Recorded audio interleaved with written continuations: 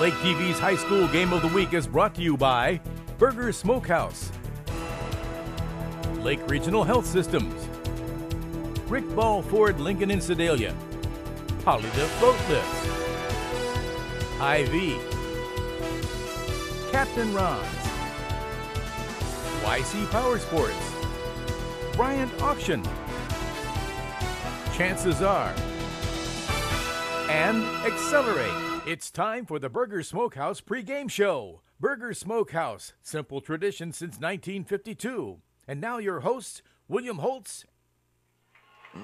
Welcome, folks. It's the Burger Smokehouse pregame show, and it's Friday night high school football on Lake TV. Sean Cooper, William Holtz in the district playoffs. Sean, they start tonight, and they start in Camdenton, Missouri.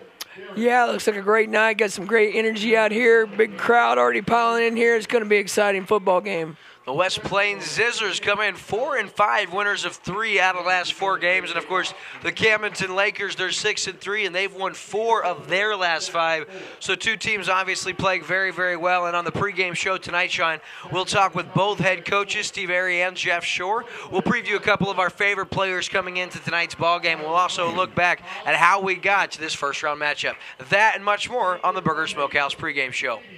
Welcome to Burger Smokehouse. Winter, spring, summer, or fall, Burger Smokehouse invites everyone to come and visit our unique visitor center. See all the amazing museum-quality displays highlighting the seasons of the Ozarks and learn about meat curing and the history of Burger Smokehouse. Peruse our factory country store where we offer the largest selection of cured and smoked meats found anywhere. While you're here, grab a smoked meat sandwich and enjoy our video tour in the Good Old Days Theater to see how we produce our famous products. Our 4-generation family business has combined time-tested curing traditions with modern meat processing innovations to become the largest specialty cured and smoked meat processor in the nation. Burger Smokehouse is nestled deep in the rolling Ozark Hills near California, Missouri, just 20 miles north of Eldon on Highway 87. We're just a short drive from anywhere in the lake area. Just follow the road signs to Burger Smokehouse. You can find our products in grocery stores throughout the lake area. Visit our website at smokehouse.com. Burger Smokehouse, your trusted provider of cured and smoked meat since 1952.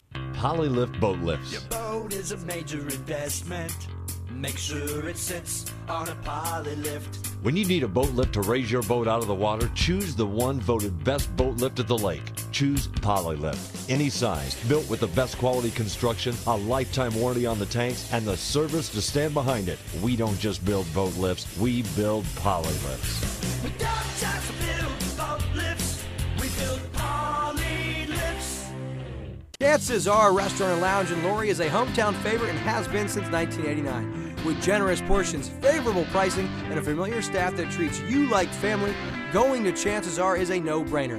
They're open for breakfast, lunch, and dinner 7 days a week. Come in on the weekends for the prime rib and all-you-can-eat shrimp. And on Saturday night, year-round, they feature live music with some of the area's hottest bands. And if you stay out too late on the weekend and need that late breakfast fix the next morning, come enjoy our all-you-can-eat breakfast buffet until noon on Saturdays and 1 on Sundays. Off Highway 5 in Laurie, come find out what makes us so special and... If you're here once, Chances are you'll be back!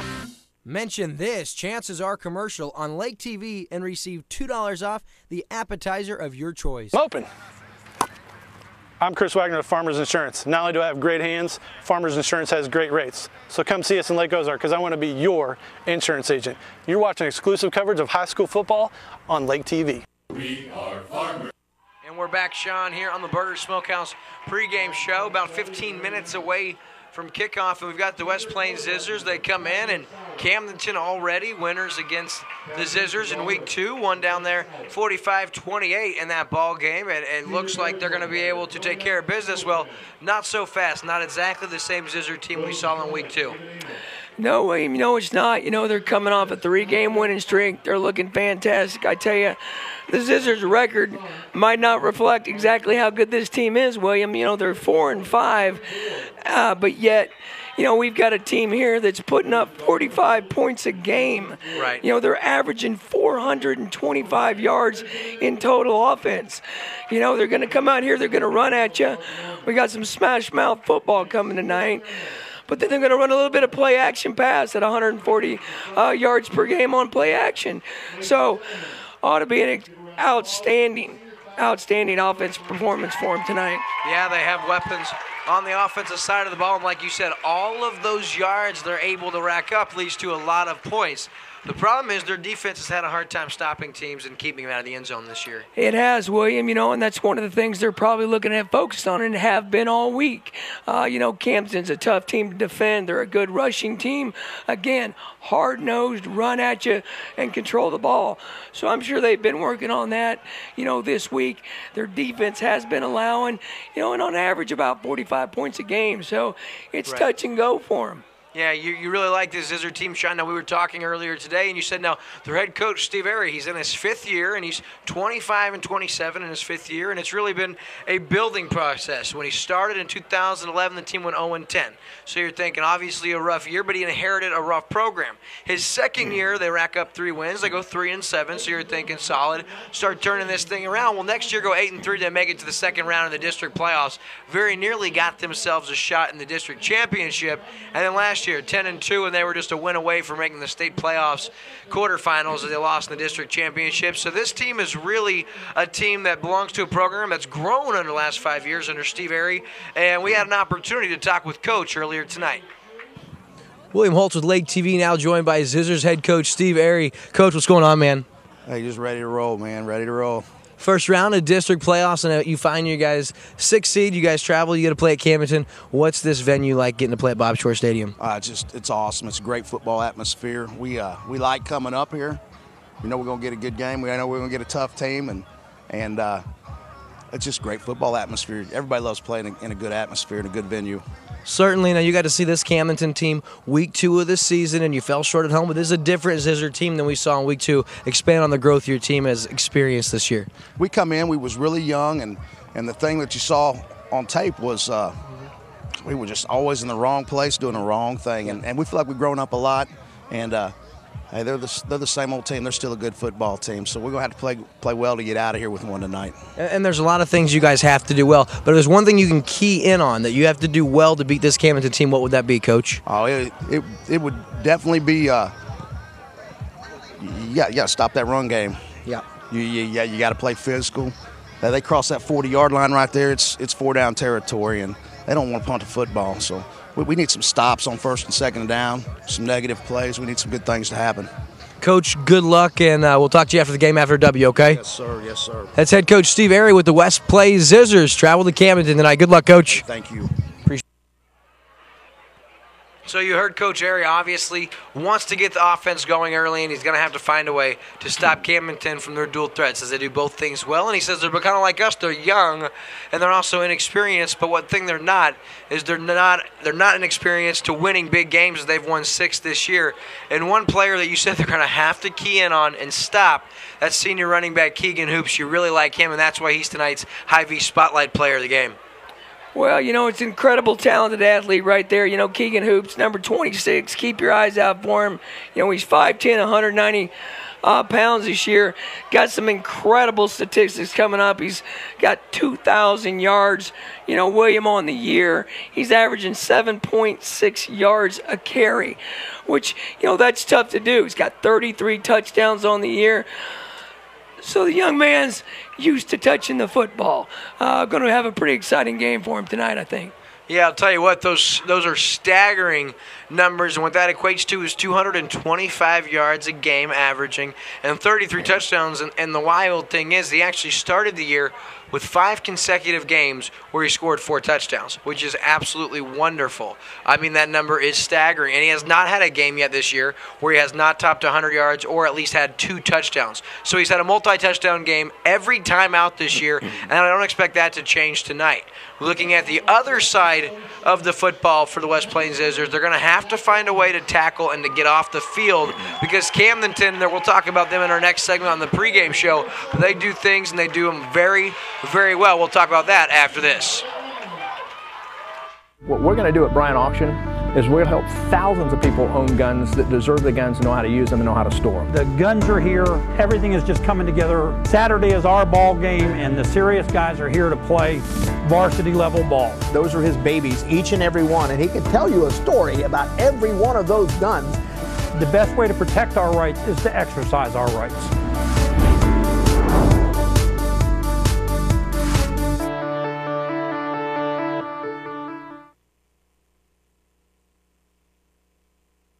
Walt, our local Hy-Vee pharmacist. He's highly trained to counsel, support, and care for your chronic and complex medical needs. Hy-Vee Pharmacy Solutions is your complete source for specialized pharmacy services.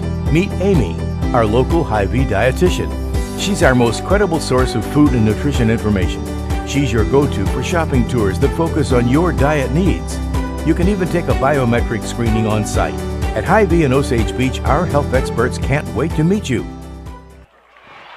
Back, Sean, and obviously an exciting time to be a Camdenton Laker fan. As a matter of fact, earlier tonight, the 1986 state championship team was honored before the game, and we were able to capture that wonderful moment.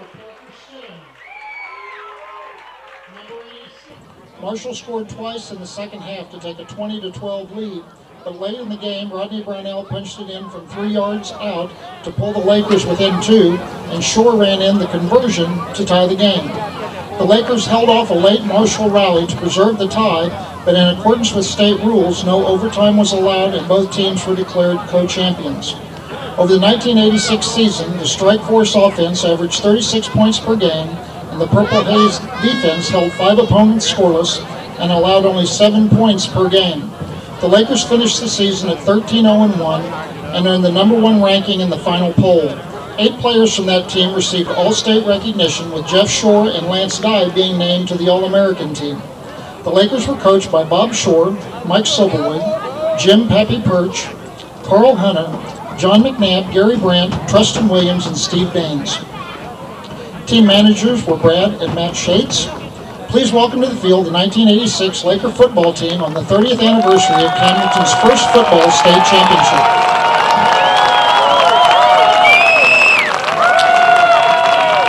At this time, we would like to introduce the players and coaches that are here this evening. We have quarterback Jeff Shore, defensive back Marty McGuire, defensive back Mike Baker, running back Rodney Brownell, defensive back Tom Powers, strong safety Sean Watts, fullback Sean Machino, wide receiver Lance Dye, wide receiver Lance Folk, tight end Mike Freeze, slot back Travis Ezzard, defensive end Ernie Calvert, offensive lineman Andy Everly, offensive lineman Darren Spurgeon, offensive lineman Tim McDuffie, offensive lineman Par Pitts, offensive lineman Matt Marschke, strong safety Jason Riggs, coaches Carl Hunter, Coach Mike Silverwood, Coach Gary Brandt, Coach Trustin Williams, Coach John McNabb, Coach Bob Shore, Manager Matt Schatz, and Special Forces Staff Sergeant Jason Burgess, who was killed in action. Let's hear it one more time for your 1986 state champion Camdenton Lakers.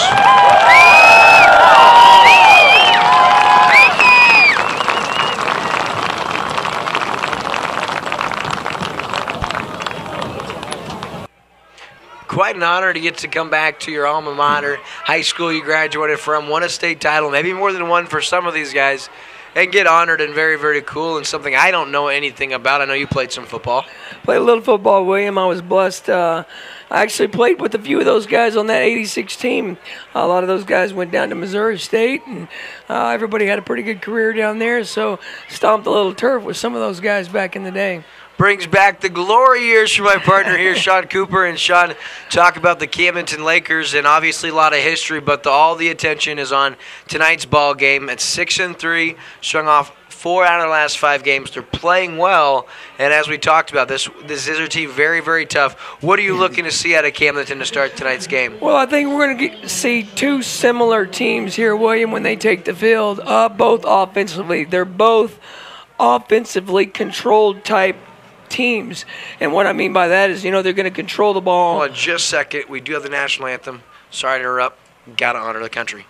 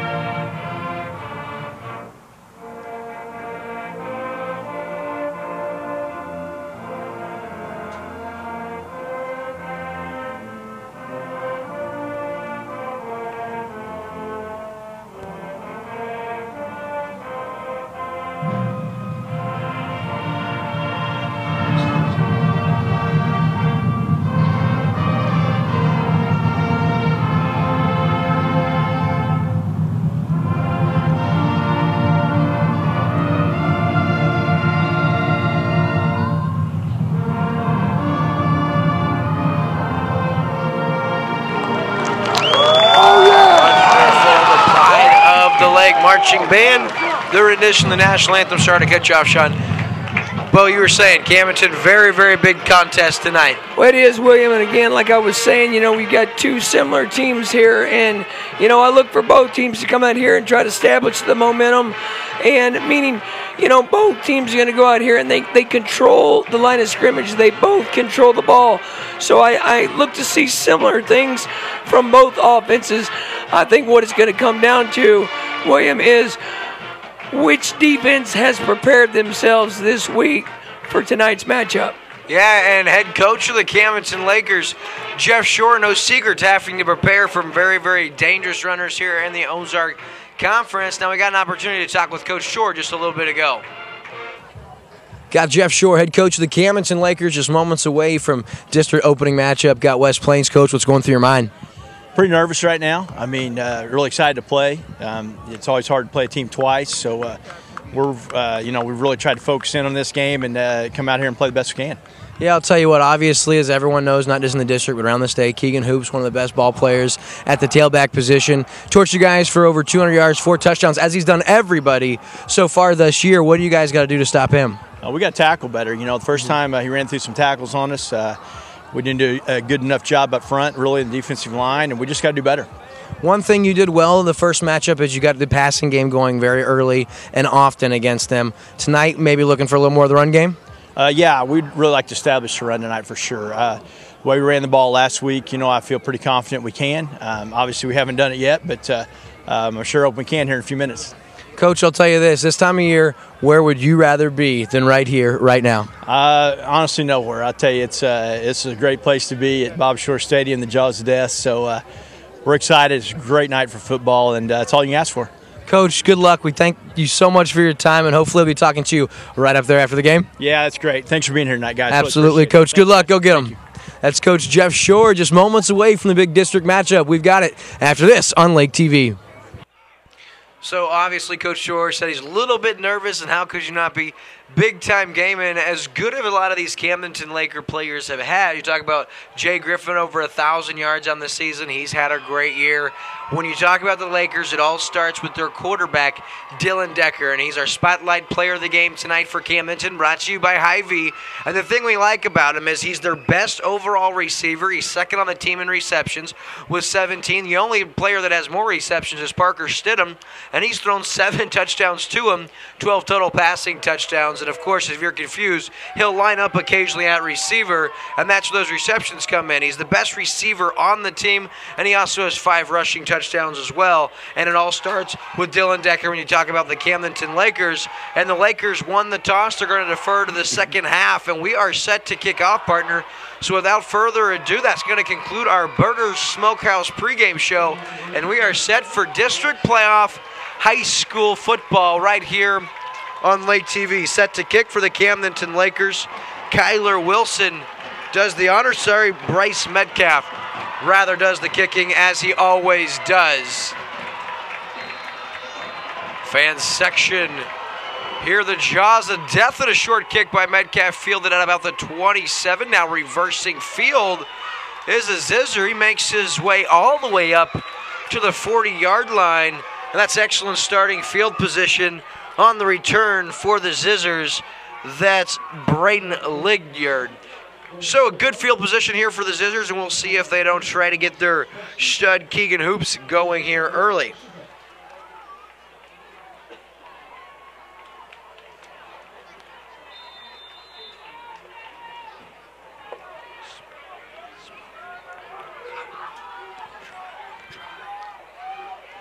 Out of the shotgun, and quick hitter to the outside. That's quarterback Connor Rackley. Quick hitter, and that's good for 12 yards and a first down.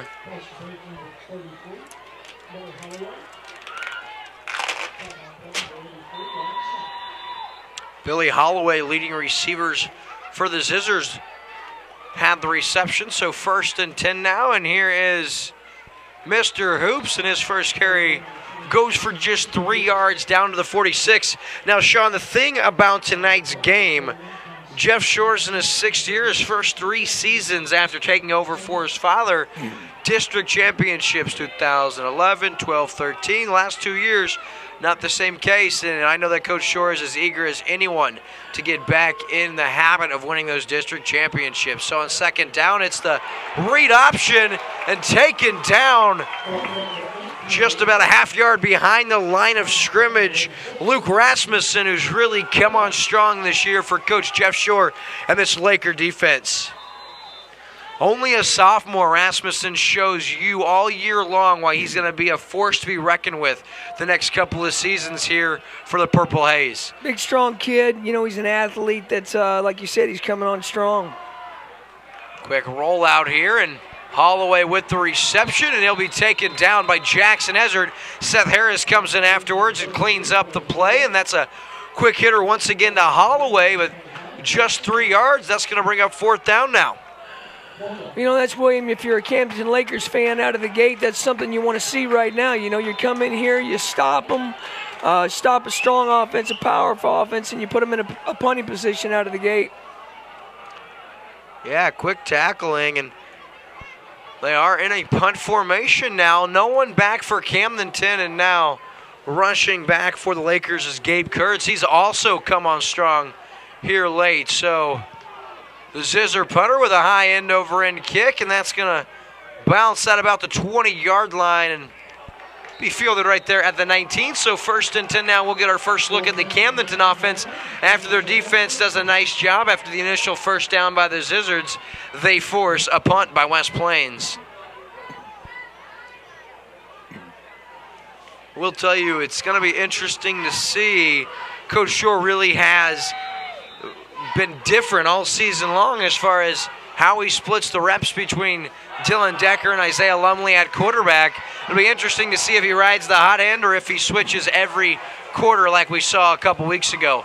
First down give, that's Todd Simpson from the fullback position. He carries a couple of Zizzer defenders. He's got about 3 yards on the carry. Something to note now, the Lakers are without number 21 Austin Stamper. He's sidelined, and of course Harmony, one of the big defensive playmakers, also sidelined tonight with injury, so we'll see if that doesn't affect the Lakers. So 5 yards on the first down carry for Simpson. That brings up 2nd and 5.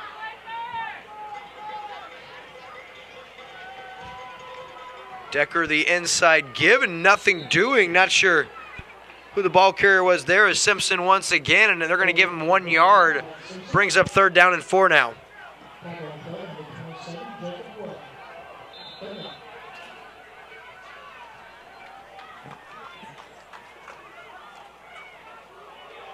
Webb on the stop for the Zizzers, and so 3rd down and 3 now for Camdenton. 9:49 left in the first quarter of play.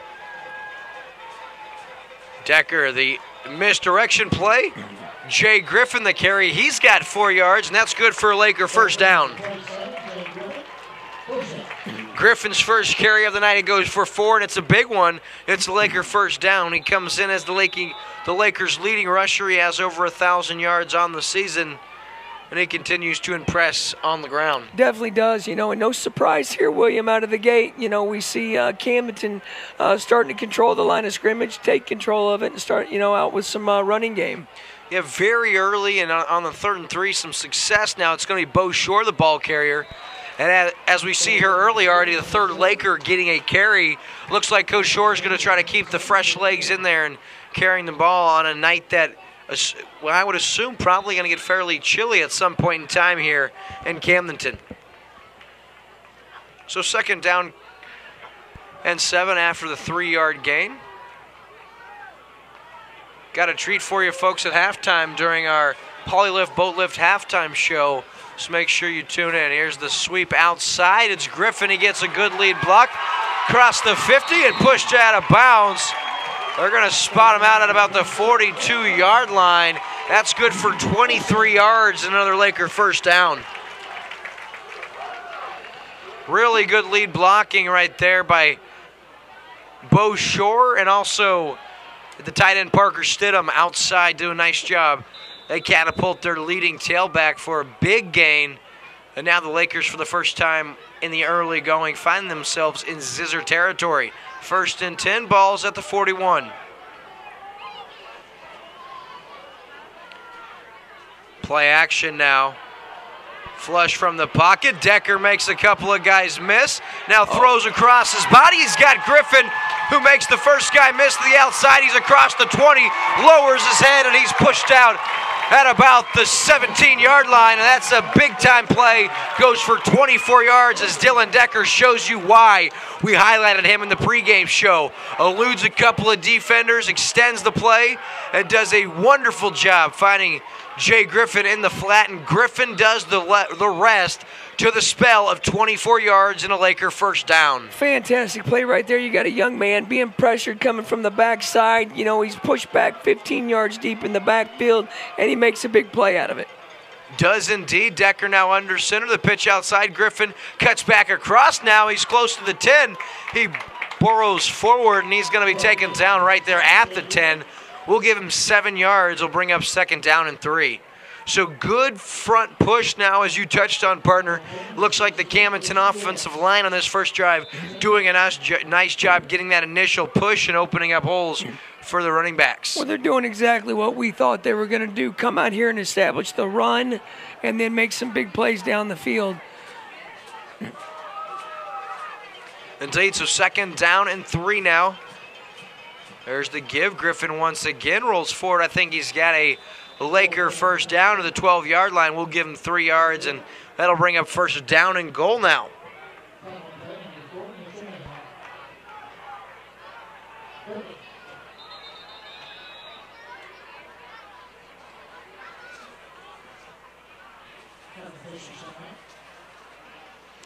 And so they will call an official timeout for a measurement. I think he's got the first down, partner. What do you see?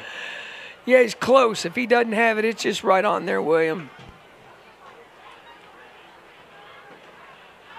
Yeah, I was going to say it looks like the marker on the far sideline was at the 7-yard line, and the ball is inside the 7. So by all of my equation and calculations, looks like we have first down. 4th first down on this initial drive here for Camdenton. So 1st down and goal now. Ball at the 7.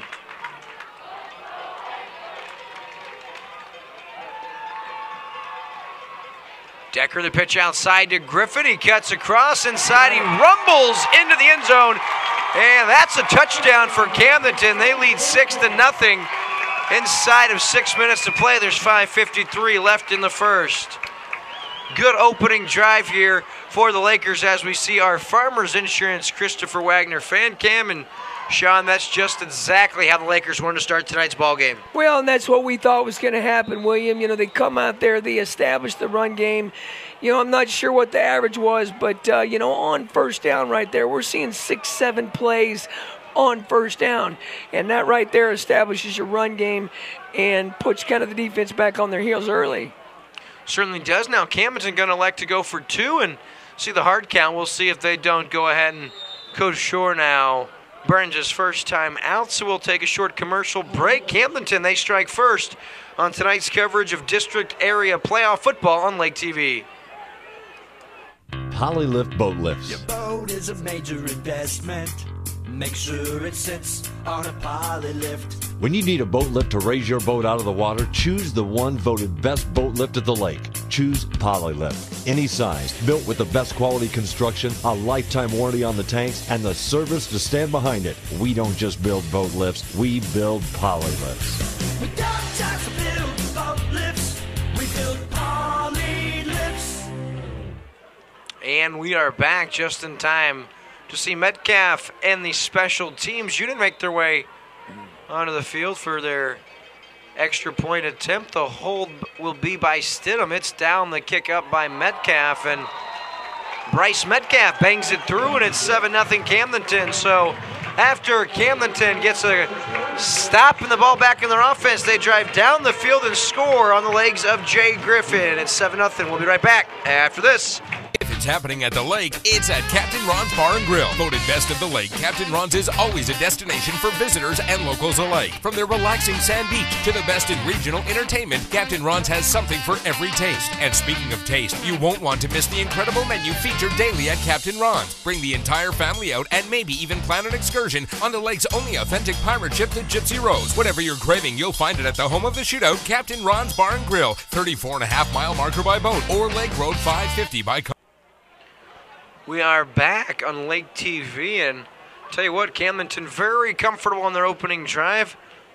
Running the football, we saw Simpson, we saw Shore, and of course, heavy dosage of Jay Griffin.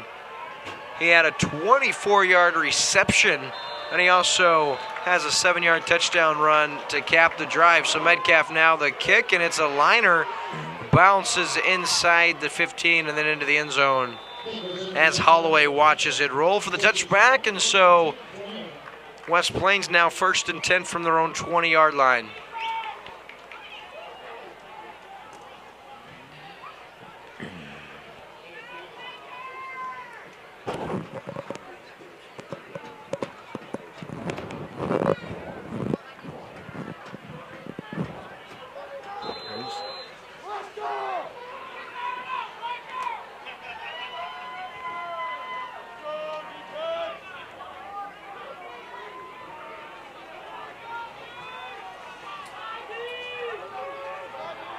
Connor Rackley now. The give, and that's Hoops. He has good yardage, has about 6.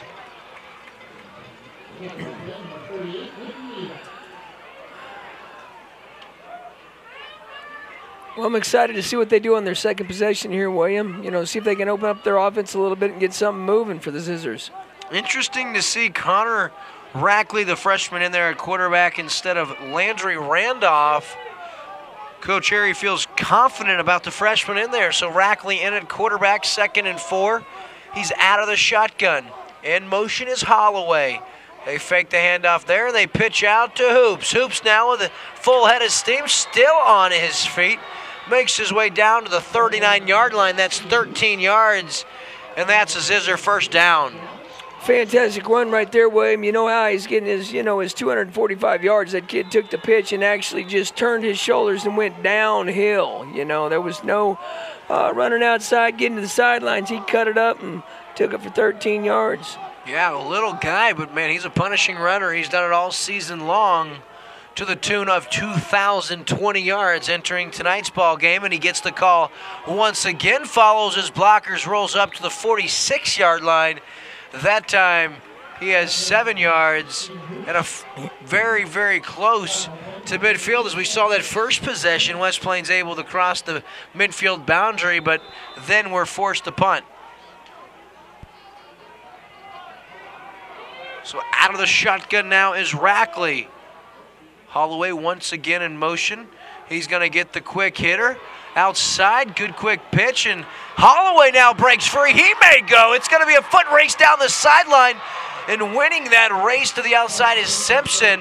He pushes him out of the 22-yard line, but that's good for 33 yards and a first down for West Plains. Fantastic play right there, but if you noticed, William, out of the backfield, we had Keegan Hoops going out there lead block and got out of the backfield, went out there, made a key block on the cornerback to break that thing free. Incredible play right there. Yeah, you touched on it. It was Jackson Ezra, the man that was running in motion, that would have been responsible for Holloway, and that's why you saw that. Now quick hitter outside is Wise, brings him down, the intended receiver hauling that one in outside, and that is Deegan Simpson. I believe that'll bring up 2nd down and 5 now. Sorry, Justin Nichols rather, with the reception on the outside. So 2nd down and 5, 3:40 left in the first quarter. Hoops now with the give. He puts his head down and rolls forward down to about the 11-yard line, and that's another first down, it looks like, although they may measure here. And that's Seth Harris, also known as Buddha Buddha, in on the stop for the Lakers. What an outstanding season that young man has had. So 1st down and goal. Keegan hoops the ball carrier, and Bo Shore fights off the block and then takes him down. So that'll bring up 2nd down and goal now.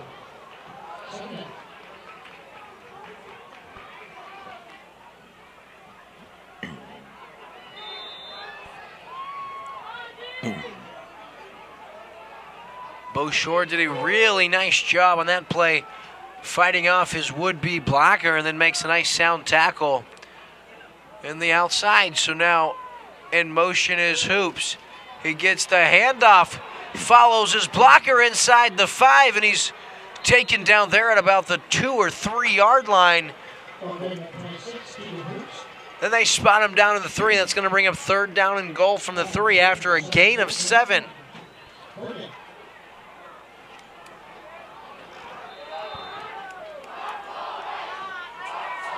So big 3rd down and 3 now.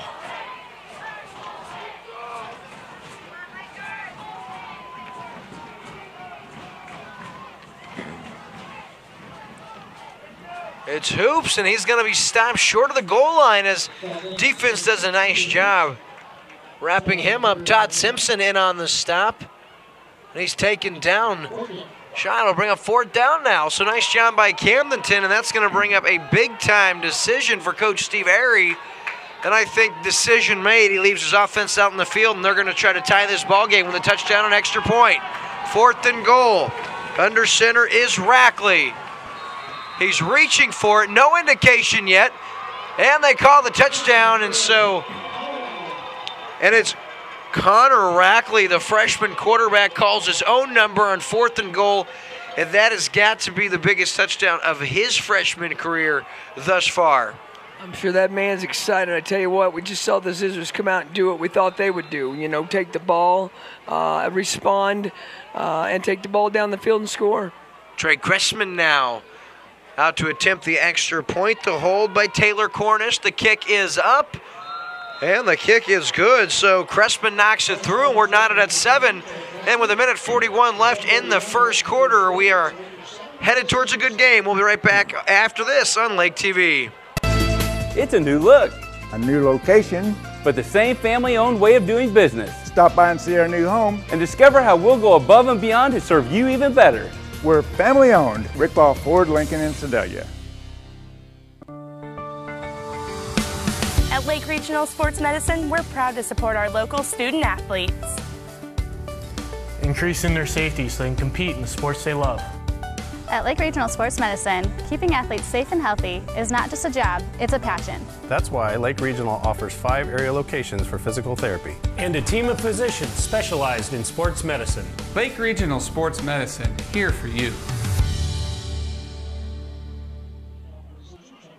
And we are back, and so Camdenton now, they watch the Scissors march down the field and score a touchdown, and it's the freshman quarterback, Connor Rackley, on 4th and goal. That's a big-time score, and it was not a guaranteed the young man got in. It was a close call, and he does just that, getting into the end zone, and we are tied at 7, so the kick by Cressman bounces at about the 20 and then picked up right there by Jake Hill, and here he goes now outside across the 25 up to about the 29-yard line, and that's where Camdenton starts 1st and 10, and we have a shake-it-up Laker on the field. Could be Ryan Smythe, the injured Laker. That's just speculation. We'll take a short commercial break and be right back after this. On the road, on the trail, or on the water, if you're looking for heart-pounding performance and fun, head for YC Power Sports in Osage Beach. The biggest and best brand names in the field, along with incredible selection and unrivaled service. Make this year at the lake the best it can be, with a visit to our showroom in Osage Beach, and coming soon, our new relocated showroom in Columbia. Take a look at YCPowersports.com too. Summer fun is just waiting for you at YC Power Sports in Osage Beach and Columbia. It's time to accelerate. What's Accelerate, you ask? Oh, just the hottest new magazine to hit the Lake area, covering high school sports in Eldon, Osage, Versailles, Camdenton, and Lebanon, also covering health, wellness, fitness, and nutrition. With 4 seasonal issues every year, pick up the most recent issue at most local retailers or at all covered schools to get expert insight, pictures, feature articles, and much more. Also, download the Accelerate app on your smartphone to get up-to-the-minute scores. So if life is slowing you down, don't live another minute without your copy of Accelerate.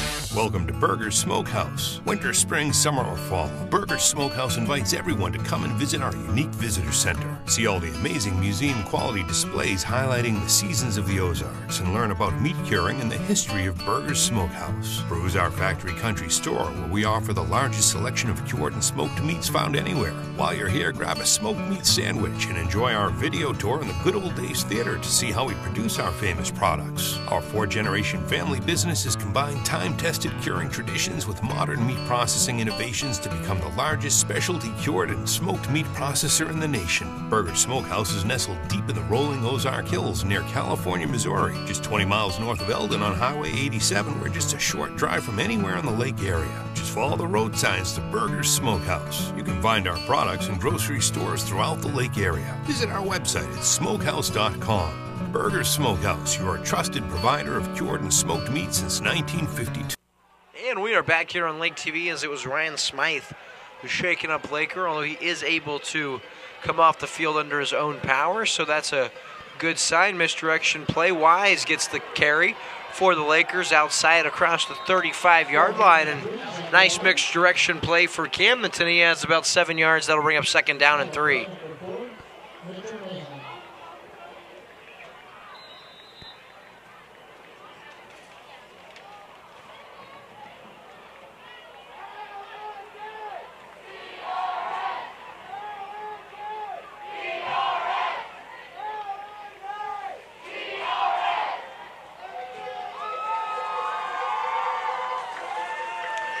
Second down and 3 now as we're inside a minute to play in the first quarter. Decker inside give. Todd Simpson, he has first down yardage across the 40 up to the 43-yard line. We'll give him 8 yards on that carry, and that'll bring up first down. You got a pin, big man? 7-7, that's all I was going to say. Osage and St. James knotted 7-7. That score update brought to you by Accelerate Magazine. So first down and 10 now, ball off the 42-yard line. Decker stays in at quarterback. We've yet to see Isaiah Lumley. Same play we saw a second ago. This time it's faked. Decker now airs it out, looking for Stedman. Just overshoots him, and I'll tell you what, he had a step, and Decker did a nice job to throw it up and give his receiver a chance. Just past the outstretched arms of Parker Stidham. It looked like he kind of cut that route short and was trying to cut across the field, and Decker was leading him up the field. Very close. Tough throw. Just a smidge long right there, William. Very, very close. So, second down and 10 now. 23 seconds remaining here in the first quarter. Give now to Jackson Ezra. Did he come across the set? He's taken down to the backfield. Very, very good piece of tackling on the play, and that's number 16, Justin Nichols. Justin Nichols, a kid that just has had an outstanding year. 128 tackles coming into tonight's ball game. He led the Zizzers team. And, of course, that's an outstanding number for a season of football. So after 1 quarter of play, we are knotted at 7. The Zizzers and Camdenton Lakers, an opening round of the district playoffs. We'll be right back on Lake TV. Dances Are Restaurant and Lounge in Laurie is a hometown favorite and has been since 1989. With generous portions, favorable pricing, and a familiar staff that treats you like family, going to Chances Are is a no-brainer. They're open for breakfast, lunch, and dinner 7 days a week. Come in on the weekends for the prime rib and all-you-can-eat shrimp. And on Saturday night, year-round, they feature live music with some of the area's hottest bands. And if you stay out too late on the weekend and need that late breakfast fix the next morning, come enjoy our all-you-can-eat breakfast buffet until noon on Saturdays and 1 on Sundays. Off Highway 5 in Laurie, come find out what makes us so special and... If you're here once, Chances are you'll be back!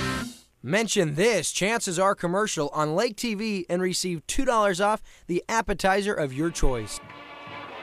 And we are back here on LakeTV, and Camdenton Lakers now they face 3rd and 10 from their own 42-yard line. After the quick hitter to Jackson Ezzard is stopped at the line of scrimmage by Justin Nichols, the leading defensive playmaker for the Zizzer team. And Sean, we were both kind of wondering in the pregame, what is a Zizzer? We were doing our research and got some interesting answers online, and we just decided we would leave that one alone. So 3rd and 10 now. Decker calls his own number, and he's going to be swallowed up. And guess what? Justin Nichols in the backfield for a tackle for a loss. That's his 12th tackle for a loss this season. As we talked about him the play prior, that's going to bring up 4th down and 12 now after the 2-yard loss. Well, as you said, William, 129 tackles on the year. Right there, the man is all over the field. Indeed now, as you see, Decker stays in there for a second. Now he'll back up into more of a punt formation. We talked about all he does. He also punts, and now he's going to look to keep it, trying to get outside, and he's taken down by number 54 in the special teams unit.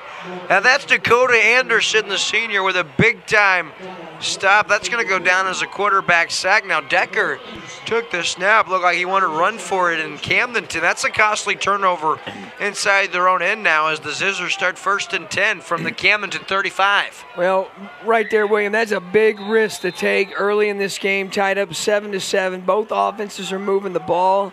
4th down on your own end of the field. Pretty tough call right there for Coach Shore. And what it does is just shows the tremendous amount of faith he has in his defense. We'll see if they don't reward him for that faith he shows. Connor Rackley in at quarterback again now. Little screen now. He's got Hoops, who's got some blockers out in front. He's across the 20, still going all the way down to the 16-yard line. And that's good for 20 yards and a 1st down. With the primary running team right there, William, that is a great call on 1st down, taking a shot. Yeah, he had a little bit of misdirection play. Yeah, he had Nichols coming in motion. Looked like he might have been the player looking for the screen. Gets the defense shifting that way, and then he throws back across his formation, and Hoops makes the defense pay. So 1st and 10 now. Rackley under pressure, and he's going to be taken down in the backfield. That'll go for a sack. Parker Ray and Grant Norton, they're going to share that one as they drop him in the backfield for a 3-yard sack. Well, that's great penetration on the defense right there. They're getting into the backfield. They're putting pressure on the quarterback, and they're starting to try to control the line of scrimmage here.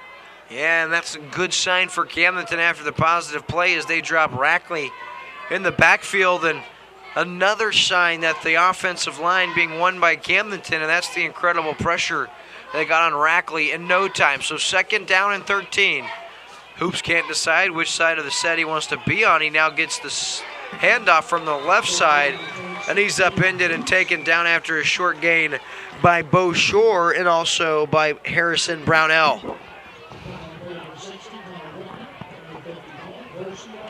So that's going to bring up 3rd down and 12, partner. And so far tonight, West Plains is 0 for 2 on 3rd downs.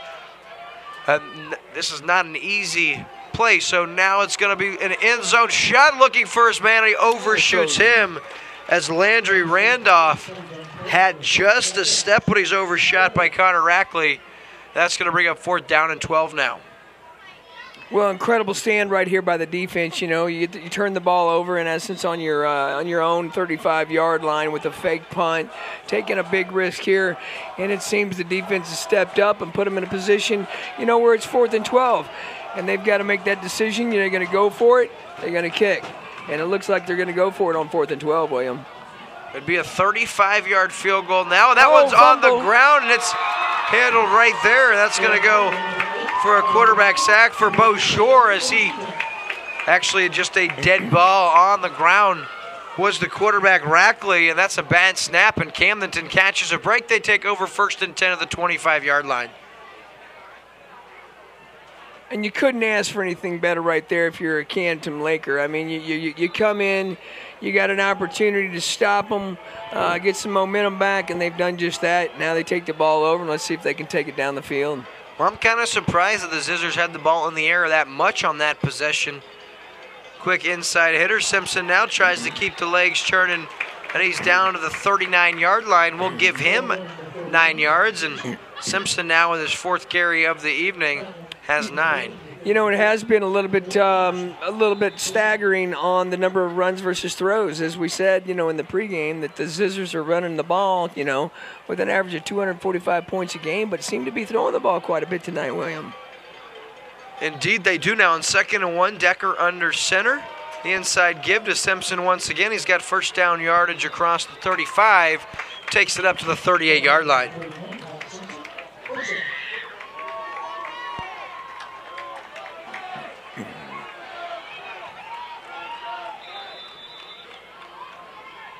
Friday night means college football tomorrow, and that means NFL Sunday is just less than 48 hours away. And as you know, Sean, that could basically be a holiday in the Holtz household.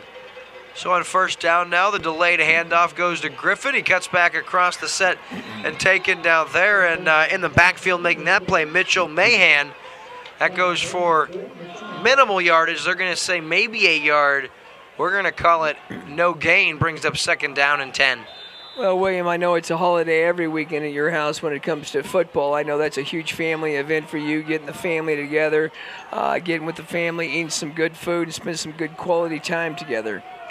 Indeed it is. So 2nd down and 10 now. Decker with the handoff to Wise, and he is met momentarily by, guess who? Justin Nichols once again, and Wise has 1 yard. That's going to bring him 3rd down and 8. Great penetration right there in the backfield. Man's, you know, coming through the line of scrimmage, not getting picked up, and he hit him a yard deep in the backfield, and just happened to turn it into a 1 yard gain. But it's tough if you're getting some pressure that deep in the backfield. Yeah, Nichols continues to impress from that linebacker position. Another tackle for that young man brings up 3rd down and 8. And they're going to keep it on the ground to Wise, and in the backfield, that's Hoops, takes him down for a loss of 3. Keegan Hoops, the running back, and we'll see what the flag is. It's going to be a chop block against the Zizzers. That's a big-time penalty here for West Plains as they look to be getting off the field as they had held Camdenton, and it's going to be a chop block. You know, William, while we're sorting out the penalty here right now, little scores in from around the area. We've got St. James just took the lead over Osage at the end of the first quarter, 13-7. Oh, boy, and I'll tell you what, Sean, I know it's early, and of course I haven't gotten to see St. James, but after looking over St. James' schedule this year and doing a little research this week, I really felt like that was a game Osage should win it pretty handily, so we'll keep an eye on that and see if that doesn't turn around as St. James goes into Osage, and they seem to be playing them tough. So 1st and 10 now as the ball's at the 47-yard line after the penalty. Delayed reverse, and it goes to Jake Hill, who tries to get outside, and he cannot. Nice piece of tackling. That's Taylor Cordish for the Zizzers, and that's going to bring up 2nd down and 8 after the 2-yard gain.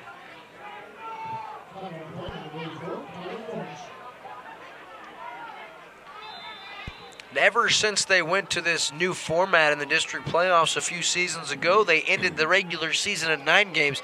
And what that does, it gives everybody a district playoff game.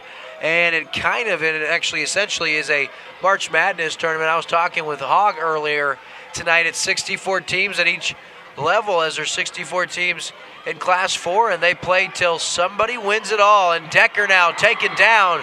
Quarterback sack behind the line of scrimmage. Way behind the line of scrimmage to the tune of an 8-yard loss.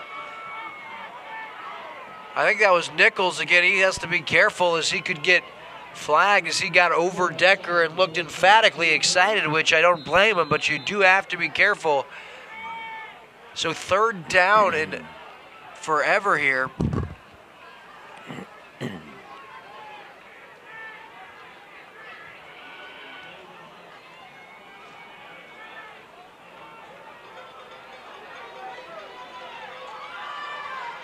So 3rd down and 16. Fakes the end around. Now he's got Simpson on the screen. He's got it going a little bit. Here's Todd Simpson, cuts back inside across the 40, and he's taken down at the 32-yard line. And just like that, a 19-yard gain for Todd Simpson on 3rd and 16, and the Lakers with a big-time first down. Couldn't ask for a better play call right there, William. You're talking about taking them back from 3rd and 7 back to 3rd and 16. It changes your entire playbook right there. And, you know, what a perfect call right there by Coach Shore, you know, with a delayed screen pass. Yeah, absolutely, Sean. You hit the nail on the head. Great call, and it was executed to perfection now as Griffin gets the pitch outside and takes it down to the 25-yard line before being taken down by Justin Nichols once again. But I'll tell you what, that is 2 3rd down and longs. First the chop block, so they get the first down on the penalty yardage, and then after that you have the big-time 22-yard catch and run by Todd Simpson, and that's got to be deflating for the Zizzer defense.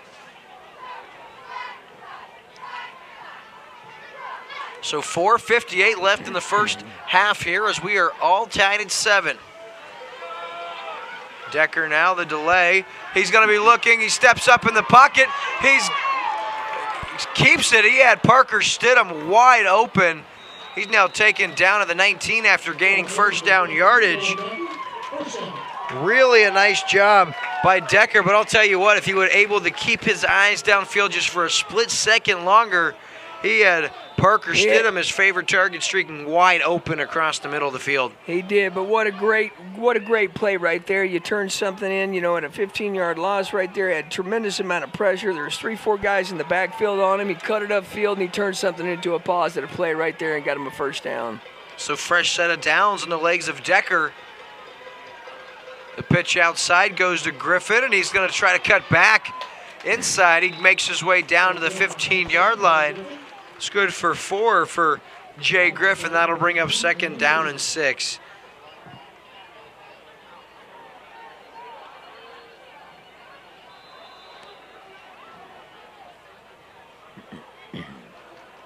We've yet to see Lumley in at quarterback, but I'll tell you what, these series have been rather time-consuming. Just the 3rd series for Camdenton here, and we've only got 3:40 left in the first half.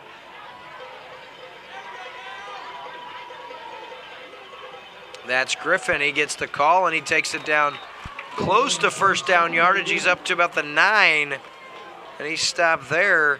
That's going to bring up 3rd down and very, very short. So 3rd and 1 now from the 10-yard line. They have to get the ball inside the 10 to about the 9.5. So it's 3rd and less than a yard.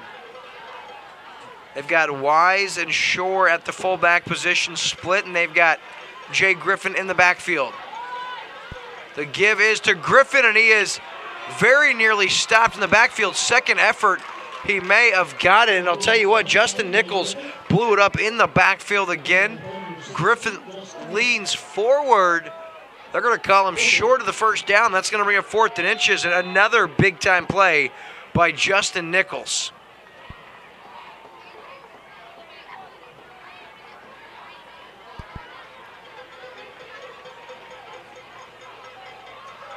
Big-time play for both teams here. 4th down and inches, ball at the 10-yard line. 2:30 left in the first half.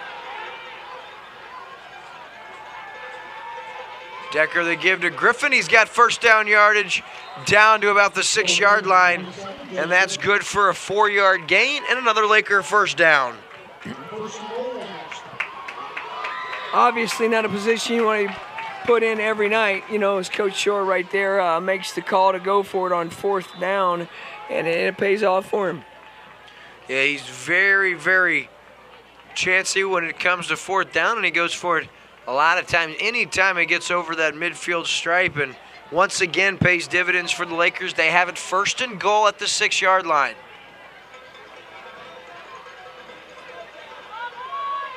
Decker the pitch to Griffin, who will try to get outside. And he will, and we're going to have an illegal block here against Bo Shore. going low. It's going to be a shot block. That'll be a 15-yard penalty. It'll negate the touchdown, and it was about as clear as day as all three officials threw their flag. Unfortunate error on a young man right there. Looks like we had the corner. Takes it in for the score, but obviously it's going to be called back on some penalties.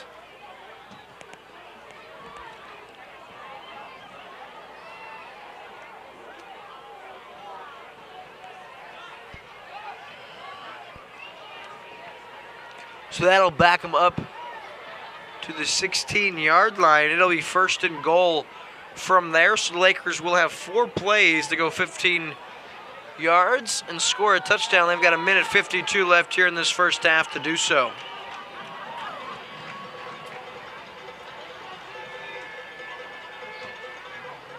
Inside give, Bo Shore's taken down, and big time piece of hitting right there. 44 and 68 for West Plains as Ian Airy, son of head coach Steve Airy, in on the stop, as well as Mason Wilbanks on the play. And the Zizzers burn their first time out, and I like this call right here by Coach Steve Airy. What he's doing here, he's planning on 3 more plays, and he wants to leave as much time on the clock for his offense to get the ball and try to score before the break. So Camdenton now, with that in mind, may keep the ball on the ground, or do you try to keep it in the air and worry more about the score than you do what the Zizzers do? Well, it's a tough call here, William. You know, what you obviously want to do is you're getting some positive yards right here. You've got 1:45 to punch it in. You got 4 downs to do it on. So, you know, I think you want to go out there, control the line of scrimmage, and do what you're doing best right now. Yeah, that first down carry went for just 2 yards, so be second and goal from the 14-yard line, and we'll see if the Lakers aren't able to convert now. 7-7 your score for those of you just joining us. It was Jay Griffin who got the Lakers on the board first with a 7-yard touchdown run, and that was after Camdenton forced a Zizzer punt, and then the Zizzers, they do everything they can do to stay in the ball game. They come down the field, and freshman quarterback on 4th and goal from the 1-inch line, Connor Rackley rumbles into the end zone and ties the ball game. So that's where we're at now, folks, is 7-7, and the Lakers second and goal. Fake pitch outside, and Griffin now inside the 5, still on his feet. He will score, this time from 14 yards out, and the Lakers take the lead right back from the Zizzers. Great call right there by Coach Shore, William. I mean, that was a fake reverse, a little bit of misdirection play, and they took it to the house. Yeah, you talked about it. That player coming across the formation, Jake Hill, I believe, was just enough to take that second level of defense for for West Plains and shift their momentum the other way, and that allowed Griffin to spring himself into the end zone from 14 yards out, and he has his second touchdown of the evening. So Parker Stidham in for the hold. Bryce Metcalf, the extra point is up, and it is good. So with 1:37 left in the opening half of district playoff football, Camdenton leads the West Plains Zizzers 14-7. We'll be right back on Lake TV after this. I'm open. I'm Chris Wagner of Farmers Insurance. Not only do I have great hands, Farmers Insurance has great rates. So come see us in Lake Ozark because I want to be your insurance agent. You're watching exclusive coverage of high school football on Lake TV. We are farmers. What we're going to do at Bryant Auction is we'll help thousands of people own guns that deserve the guns and know how to use them and know how to store them. The guns are here. Everything is just coming together. Saturday is our ball game, and the serious guys are here to play varsity level ball. Those are his babies, each and every one, and he can tell you a story about every one of those guns. The best way to protect our rights is to exercise our rights.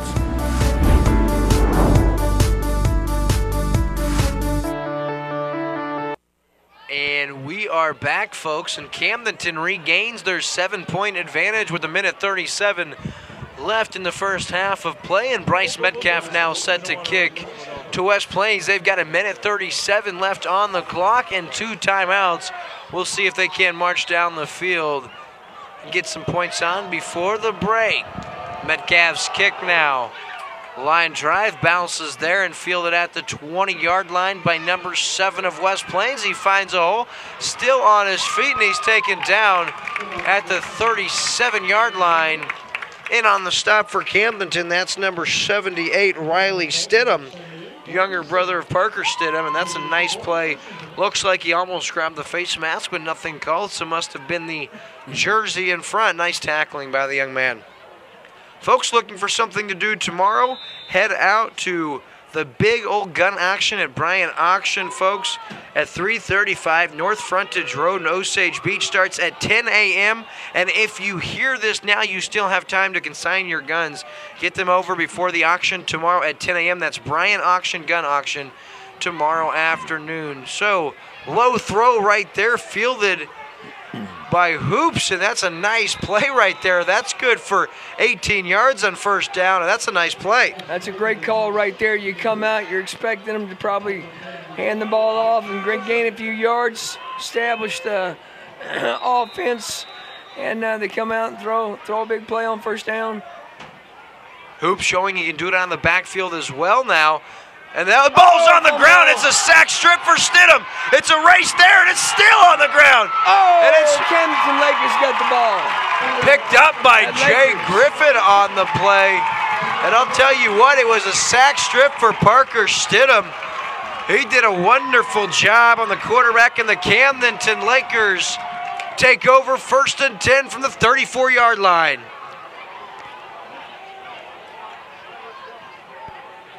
What a break right there, William. I mean, that's just coming up, and it's just one of those things as you're running, it just knocks the ball directly out of his hands and just bounces it 20 yards the opposite direction. So how about Camden these? Comes up with it, and what? We've got 1st and 10 on the 34-yard line.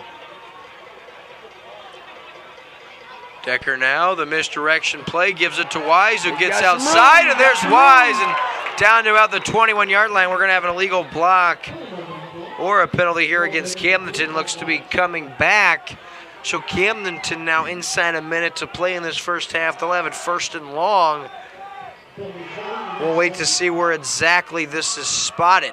If you're a Laker fan right there, you're hating to see that play come back. You're talking about a play right there on first down that puts him right next to the 20-yard line with a pickup of about 12 plays, and it's going to come back. Got a little more work to do. Yeah, Zach Wise, nice piece of running and great blocking to the outside. And one thing that we've seen Camdenton do so well tonight is keep the defense guessing because they're putting players in motion. They're triple and double reversing, and it's causing a lot of confusion on who actually has the football for the Zizzer defense. So it's going to be 1st and 13 from the 34 now, and looks like we have a timeout called by West Plains. So with 47 seconds left, we'll take a short commercial break. We'll be right back after this. Walt, our local Hy-Vee pharmacist. He's highly trained to counsel, support, and care for your chronic and complex medical needs. Hy-Vee Pharmacy Solutions is your complete source for specialized pharmacy services. Meet Amy, our local Hy-Vee dietitian. She's our most credible source of food and nutrition information. She's your go-to for shopping tours that focus on your diet needs. You can even take a biometric screening on site. At Hy-Vee and Osage Beach, our health experts can't wait to meet you. And we are back here on Lake TV and just 47 seconds away from our Polylift Boat Lift halftime show. Once we conclude our first half here, and the Lakers trying to extend their 7-point lead. They've got it 1st and 13 at the 34-yard line of West Plains. West Plains burned their second timeout prior to the break. They've got to do everything they can do to keep Camdenton off the scoreboard here going into the break. Already down 7, not a place you want to be down more than 1 score.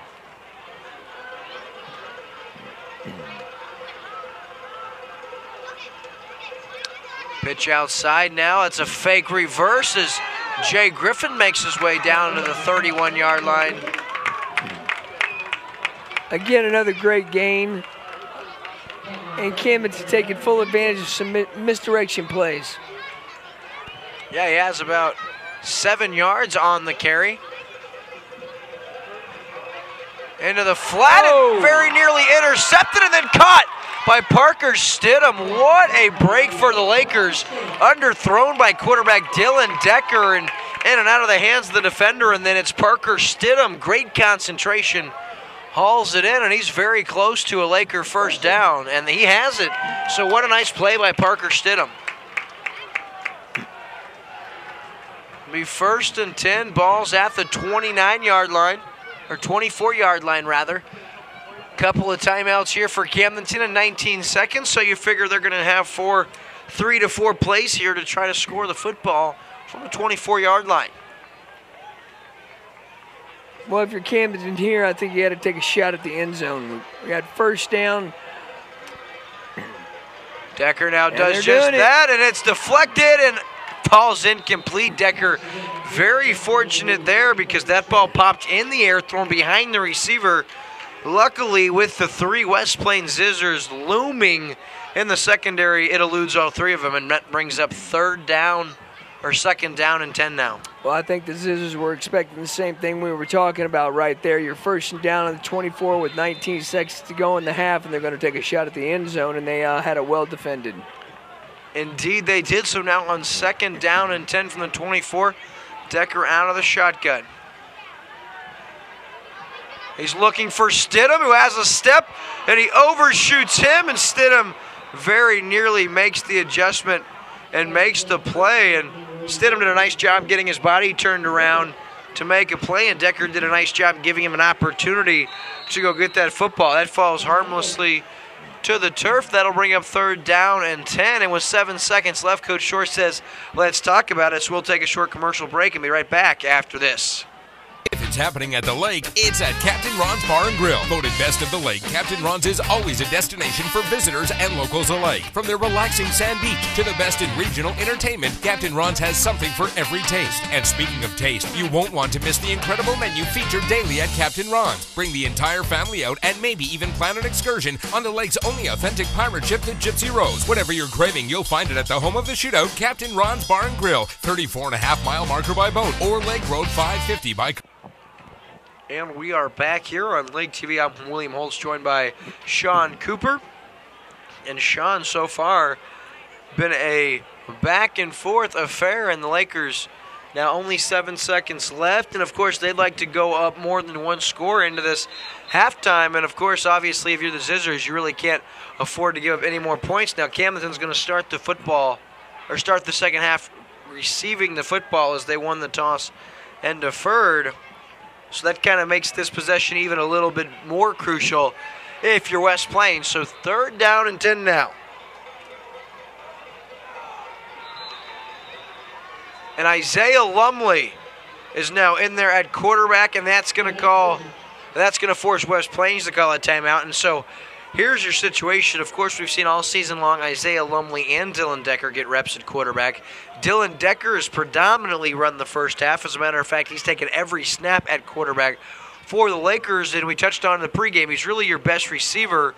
And so when you see Lumley come out, it's obvious they're probably going to try to find Decker and at least give him a shot to go get the football. And I think Steve Airy did a nice job recognizing the fact there's a new quarterback in there, and very wisely says, let's talk it over and see if we don't need to blanket coverage number 15. And Sean, typically you look at a guy on the stat sheet with 17 receptions and under 200 yards receiving, and he doesn't stand out at you as a guy you got to worry about. It just so happens that's the starting quarterback who has those numbers at receiver for Camdenton. And tell you what, if you got any opportunity to come out and see these guys practice, Dylan Decker with 1 full working arm, of course he's got that cast over that wrist, he just makes some circus style catches, and he's going to be lining up here at the bottom of your screen as you see him right here under the scoreboard, and they have covering him Garrell McGinley.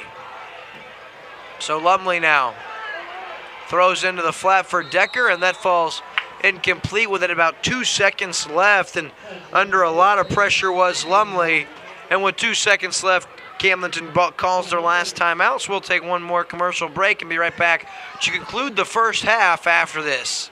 It's a new look, a new location, but the same family-owned way of doing business. Stop by and see our new home and discover how we'll go above and beyond to serve you even better.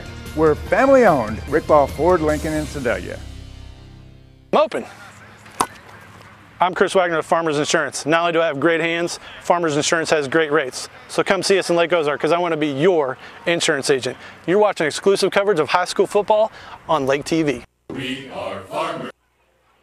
And we return now just in time for one last play in the first half before our Polylift Boat Lift halftime show. We've got a treat for you, folks. Hall of Fame head coach Bob Shore joins us in the booth for an exclusive one-on-one interview as he talks about the recent Missouri Hall of Fame enshrinement for this Camdenton Laker football program. That, and we also have a wonderful halftime performance from the color guard right here in Camdenton, and Mr. Garstang, he always fronts that effort as the leader of the color guard, and they do a wonderful job. So here we go. 4th and 10, this is it. Decker pitches it. Now Ezzard now, once again, it's Jake Hill. He cuts inside at the 20, and he'll make his way down to about the 13 before he's taken down there. So creative play, goes for 11 yards, and that's going to conclude our first half of play. It's 14-7. Camdenton leads West Plains. We'll be right back after this. At Lake Regional Sports Medicine, we're proud to support our local student athletes. Increasing their safety so they can compete in the sports they love. At Lake Regional Sports Medicine, keeping athletes safe and healthy is not just a job, it's a passion. That's why Lake Regional offers 5 area locations for physical therapy. And a team of physicians specialized in sports medicine. Lake Regional Sports Medicine, here for you. On the road, on the trail, or on the water, if you're looking for heart-pounding performance and fun, head for YC Power Sports in Osage Beach. The biggest and best brand names in the field, along with incredible selection and unrivaled service. Make this year at the lake the best it can be, with a visit to our showroom in Osage Beach, and coming soon, our new relocated showroom in Columbia. Take a look at ycpowersports.com too. Summer fun is just waiting for you at YC Power Sports in Osage Beach and Columbia. It's time to accelerate. What's Accelerate, you ask? Oh, just the hottest new magazine to hit the lake area, covering high school sports in Eldon, Osage, Versailles, Camdenton, and Lebanon, also covering health, wellness, fitness, and nutrition. With 4 seasonal issues every year, pick up the most recent issue at most local retailers or at all covered schools to get expert insight, pictures, feature articles, and much more. Also, download the Accelerate app on your smartphone to get up-to-the-minute scores. So if life is slowing you down, don't live another minute without your copy of Accelerate. Welcome to Burger's Smokehouse. Winter, spring, summer, or fall, Burger's Smokehouse invites everyone to come and visit our unique visitor center. See all the amazing museum-quality displays highlighting the seasons of the Ozarks and learn about meat curing and the history of Burger's Smokehouse. Peruse our factory country store where we offer the largest selection of cured and smoked meats found anywhere. While you're here, grab a smoked meat sandwich and enjoy our video tour in the Good Old Days Theater to see how we produce our famous products. Our 4-generation family business has combined time-tested curing traditions with modern meat processing innovations to become the largest specialty cured and smoked meat processor in the nation. Burger's Smokehouse is nestled deep in the rolling Ozark Hills near California, Missouri, just 20 miles north of Eldon on Highway 87. We're just a short drive from anywhere in the lake area. Just follow the road signs to Burger's Smokehouse. You can find our products in grocery stores throughout the lake area. Visit our website at smokehouse.com. Burger's Smokehouse, your trusted provider of cured and smoked meat since 1952. Chances are Restaurant and Lounge in Laurie is a hometown favorite and has been since 1989. With generous portions, favorable pricing, and a familiar staff that treats you like family, going to Chances Are is a no-brainer. They're open for breakfast, lunch, and dinner 7 days a week. Come in on the weekends for the prime rib and all-you-can-eat shrimp. And on Saturday night, year-round, they feature live music with some of the area's hottest bands. And if you stay out too late on the weekend and need that late breakfast fix the next morning, come enjoy our all-you-can-eat breakfast buffet until noon on Saturdays and 1 on Sundays. Off Highway 5 in Laurie, come find out what makes us so special and... If you're here once, chances are you'll be back! Mention this Chances Are commercial on LakeTV and receive $2 off the appetizer of your choice. Polylift boat lifts. Your boat is a major investment. Make sure it sits on a Polylift. When you need a boat lift to raise your boat out of the water, choose the one voted best boat lift at the lake. Choose Polylift. Any size, built with the best quality construction, a lifetime warranty on the tanks, and the service to stand behind it. We don't just build boat lifts, we build Polylifts. We don't just build boat lifts, we build Polylifts. I'm open. I'm Chris Wagner of Farmers Insurance. Not only do I have great hands, Farmers Insurance has great rates. So come see us in Lake Ozark because I want to be your insurance agent. You're watching exclusive coverage of high school football on LakeTV. We are farmers. What we're going to do at Bryant Auction is we'll help thousands of people own guns that deserve the guns and know how to use them and know how to store them. The guns are here. Everything is just coming together. Saturday is our ball game, and the serious guys are here to play varsity level ball. Those are his babies, each and every one, and he can tell you a story about every one of those guns. The best way to protect our rights is to exercise our rights.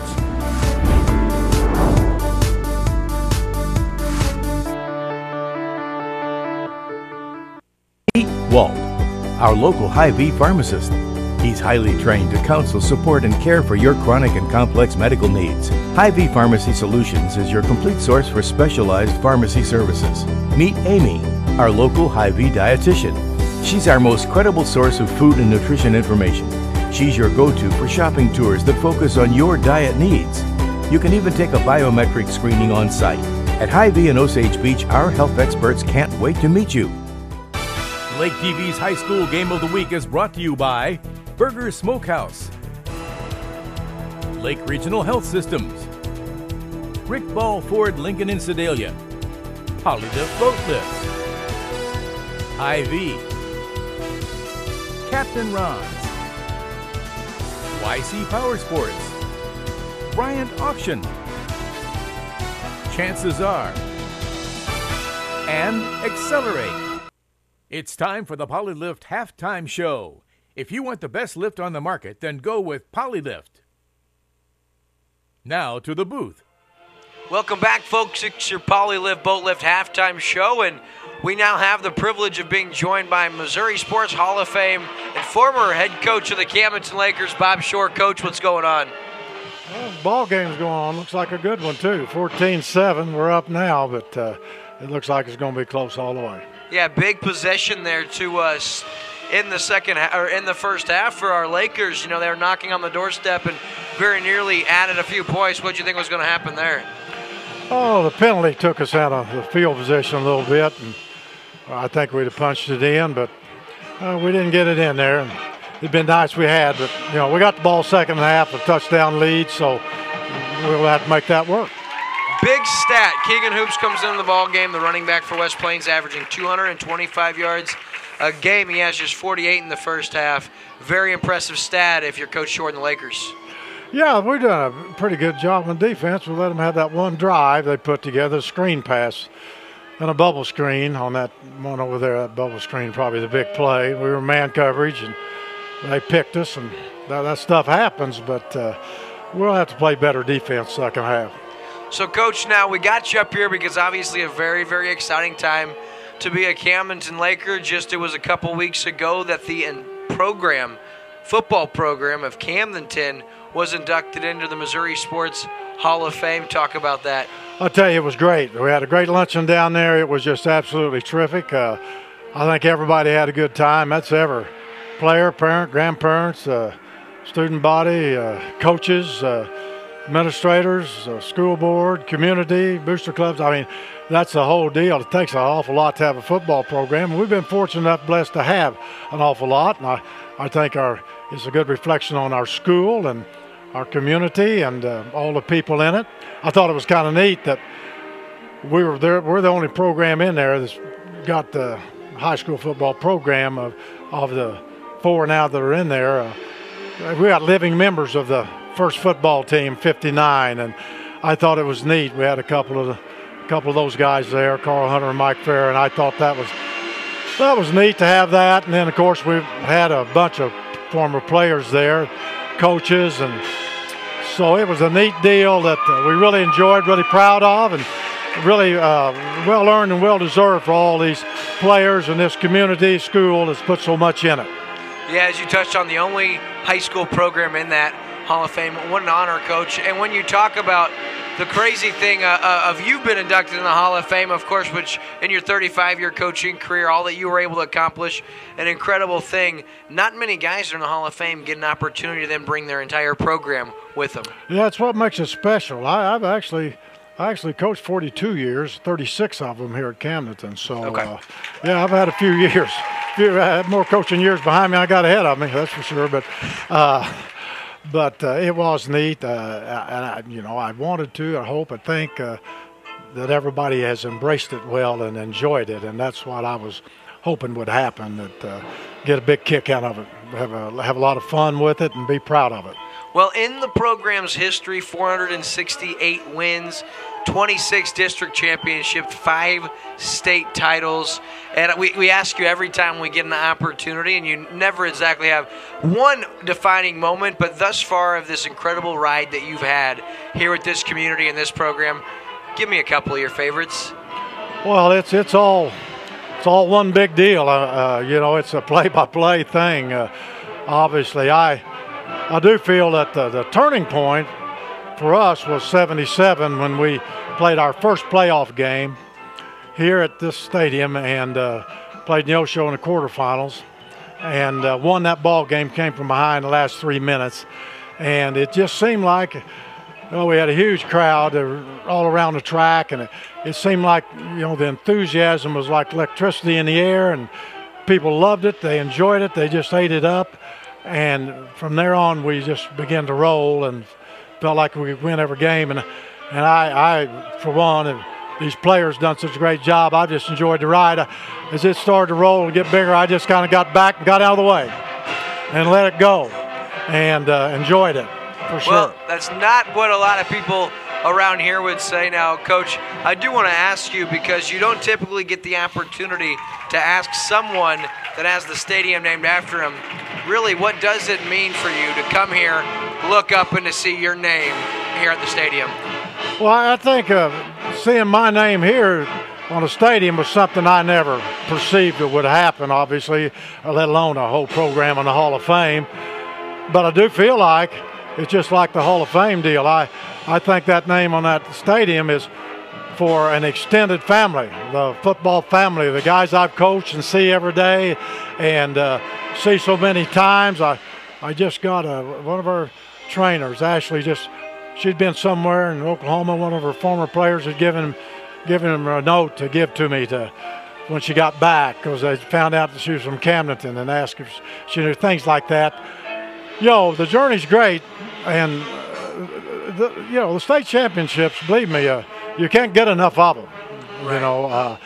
But the relationships made in that journey are really special, and we've got some special people. I feel like here at Camdenton, and certainly some special people that have played football for me and my entire coaching staff. Beyond any question, it's been a thrill. Coach, I want to ask you, of all the players you've got an opportunity to coach and watch play, you coached your son, and we got to see the 86 team honor tonight that won a state title. Perfect year, 10-0 that season. What's the difference of watching and coaching your son now to Bo getting to watch your grandson play? Well, it's a lot of the same feelings, You play every down for him. I'm a little bad about being a coach, even when my son played. There's so many things I'm looking at and watching, right. Point of attack and line play and this and that I may not center in on them every time, but that's football, and it's a team epitome of a team game, believe me, beyond any question. What does I always say, the total product's got to be more than the sum of the parts, right, and that's what we've got to have a little more of here, and it's what you strive for. So that's a special thrill. I can tell you this, it's a lot easier coaching than watching. I bet so, Coach. I'll tell you, as a diehard sports fan, I've known of the Camdenton Laker tradition for many years. I've gotten to, in a small capacity, be part of it for the last few years, and I will tell you, it is an absolute honor getting to stand next to you and talk to you, and I have nothing but admiration for you, your family, and your entire program for what you guys have been able to accomplish and the impact that you've had on the community. Well, thanks a lot. That's awful kind words. You're very, very nice to say that, beyond any question, but it's certainly, I couldn't overemphasize this. I think every coach knows that, and nobody knows it better than me. It's a team effort. Jim Perch and Mike Silverwood with me all those years, 30-plus years that I coached here, and I can't tell you the number of long nights. But the thing about it is, it's like we never went to work a day, because if you love what you're doing, you're a success. I always tell my football players there, find something you got a passion for, what you love to do, and you'll never have to go to work a day in your life. And that's what it's been for me. No question about it. I think you ask any player, any coach, There's a void when you miss it. I don't know whether it's a competition or the preparation. I think a man's, I've heard it said a guy'd almost have to be idiotic to coach or go out there every Friday night. I mean, it's not like selling insurance. You sell a whole bunch of policies, you're built up and got it made, and coaching, you're only as good as Friday night. This coming Friday night, I think that's what makes it exciting. So, and it has been for me, and makes it exciting for fans. I think football's at an all-time high in popularity. You look at the crowd tonight, in high school football. And I can't tell you how much high school football has grown since I started coaching it. This guy here will tell you from playing it, he's not near as old as I am, but even the imagination, everybody having artificial surface. Everybody having it, was beyond comprehension when I started coaching in 1967. So, to think that you'd have those kind of facilities. So, all in all, it's been a great deal and a great honor for the players, great honor for the coaches, community. Our Booster Club has done so much here, but I can't overemphasize our football program would not be what it is without the community effort. The stadium wouldn't be here. We're the one sport that has been built from within by our community aid and help. No question about it. And I think that helps us take a vested interest. Yeah, certainly, and you get to see the whole district get to receive the benefits of the football program growing to what it's become, Coach. We're going to let you get back to it. I know that we got a very, very important second half of football. Let's hope the Lakers get it done tonight so we can live to see another week, just like you always say. It's all about tonight. We live to see another Friday, and anything can happen. All right. Coach, thank you so much. Appreciate it. That's Coach Bob Shore. We'll be right back on the Polylift Boat Lift halftime show after this. Polylift Boat Lifts. Your boat is a major investment. Make sure it sits on a Polylift. When you need a boat lift to raise your boat out of the water, choose the one voted best boat lift at the lake. Choose Polylift. Any size, built with the best quality construction, a lifetime warranty on the tanks, and the service to stand behind it. We don't just build boat lifts, we build Polylifts. We don't just build boat lifts, we build Polylifts. If it's happening at the lake, it's at Captain Ron's Bar and Grill. Voted best of the lake, Captain Ron's is always a destination for visitors and locals alike. From their relaxing sand beach to the best in regional entertainment, Captain Ron's has something for every taste. And speaking of taste, you won't want to miss the incredible menu featured daily at Captain Ron's. Bring the entire family out and maybe even plan an excursion on the lake's only authentic pirate ship, the Gypsy Rose. Whatever you're craving, you'll find it at the home of the shootout, Captain Ron's Bar and Grill, 34.5-mile marker by boat or Lake Road 550 by... It's a new look, a new location, but the same family-owned way of doing business. Stop by and see our new home and discover how we'll go above and beyond to serve you even better. We're family-owned. Rick Ball Ford, Lincoln, and Sedalia. At Lake Regional Sports Medicine, we're proud to support our local student athletes. Increasing their safety so they can compete in the sports they love. At Lake Regional Sports Medicine, keeping athletes safe and healthy is not just a job, it's a passion. That's why Lake Regional offers 5 area locations for physical therapy. And a team of physicians specialized in sports medicine. Lake Regional Sports Medicine, here for you. On the road, on the trail, or on the water, if you're looking for heart-pounding performance and fun, head for YC Power Sports in Osage Beach. The biggest and best brand names in the field, along with incredible selection and unrivaled service. Make this year at the lake the best it can be, with a visit to our showroom in Osage Beach, and coming soon, our new relocated showroom in Columbia. Take a look at YCPowersports.com too. Summer fun is just waiting for you at YC Power Sports in Osage Beach and Columbia. It's time to accelerate. What's Accelerate, you ask? Oh, just the hottest new magazine to hit the lake area, covering high school sports in Eldon, Osage, Versailles, Camdenton, and Lebanon. Also covering health, wellness, fitness, and nutrition. With 4 seasonal issues every year, pick up the most recent issue at most local retailers or at all covered stores. LakeTV's High School Game of the Week is brought to you by Burger Smokehouse, Lake Regional Health Systems, Rick Ball Ford, Lincoln and Sedalia, Polylift Boat Lifts, IV, Captain Ron's, YC Power Sports, Bryant Auction, Chances Are, and Accelerate. And we're back, Sean, and I'll tell you what a treat it was. I hope you guys enjoyed it as much as I did. The Hall of Famer, Coach Bob Shore, joins us and got to enjoy that. But now we're just moments away from this second half kickoff, Sean. And one thing that I want to say, Lakers up 4-7, and a big reason why they've held our man Hoops to 46 yards in the first half. Well, I'm surprised, William, on what we saw. We actually, part of that we actually expected to come out. These offenses are actually trying to take control of the game, get the ball down the field and score. And it seems so far Camdenton's done a little bit better job of controlling the football, taking it down the field, and doing what they have to do. But nothing unexpected by both teams coming out here, running the ball, and taking advantage of some situations. Yeah, and Jay Griffin, he was the beneficiary of some nice holes opened up by his offensive line. He had over 84 yards and 2 touchdowns in the first half. Both scores, one from 12 yards, one from 7. And Camdenton's going to get the football to start the second half. One thing I look for is I'm interested to see, does Dylan Decker stay at the quarterback position or does he move to wide out and we get to see Isaiah Lumley take some reps? And also, what does West Plains do? Their freshman quarterback looked pretty solid in the first half. He had the touchdown run on 4th and inches, and he was 6 for 7 for 90 yards, so he was efficient. He took what the defense gave him, and he took some short passes, and then the ball carriers and the receivers and the skill players, they're the ones that made something happen once you put the ball in their hands. So at 14-7, anything can happen at this point in time, and I think it's crucial for both teams. They get off to a fast start here in this second half. Sean?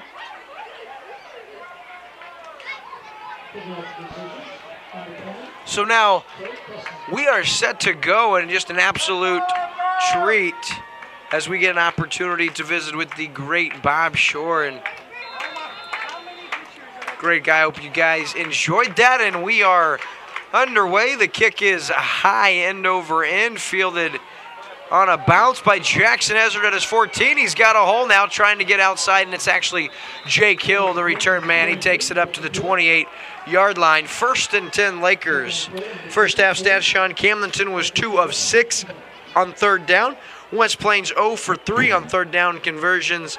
Camdenton topped the Zizzers with 10 first downs compared to West Plains with only 6. Well, I think that right there shows you the stats that it directly reflects the scoreboard being 14-7 right now. So after the return, Lakers 1st and 10, they're out in the ice set under center. The handoff goes to Griffin, and he's taken down at about the 31-yard line. We'll give him 2 yards. That'll bring up 2nd down and 8.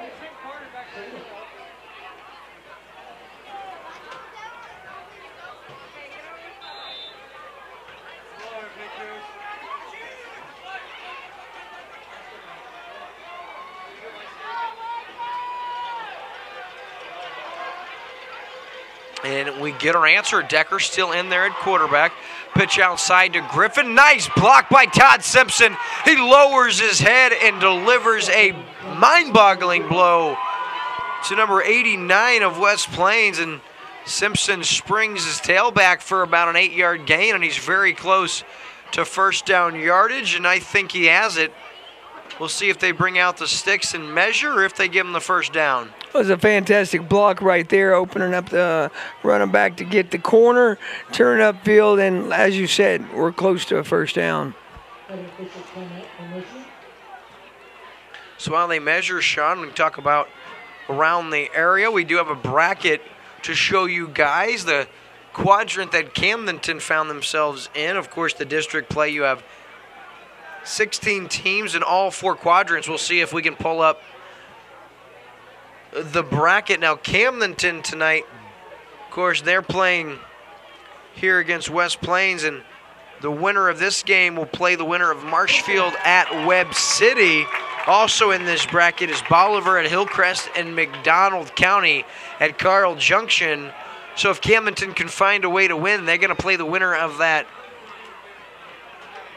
Marshfield and Webb City game. And Webb City just beat out Camdenton for the 2nd seed in the district just by a fraction of a point. Camdenton takes the 3 seed and West Plains the 6. So first down and 10 now. Decker the inside give to Simpson. He's got a couple. We'll give him 3, and that'll bring up 2nd down and 7.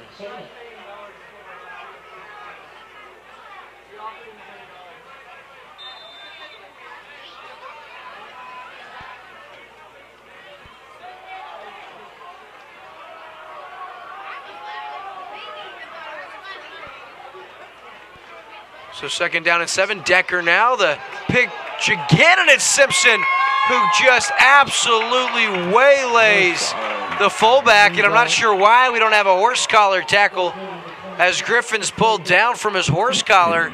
He has 8 yards and another 1st down now for the Lakers. Yeah, it definitely should have been a horse collar. Sean, you saw it first.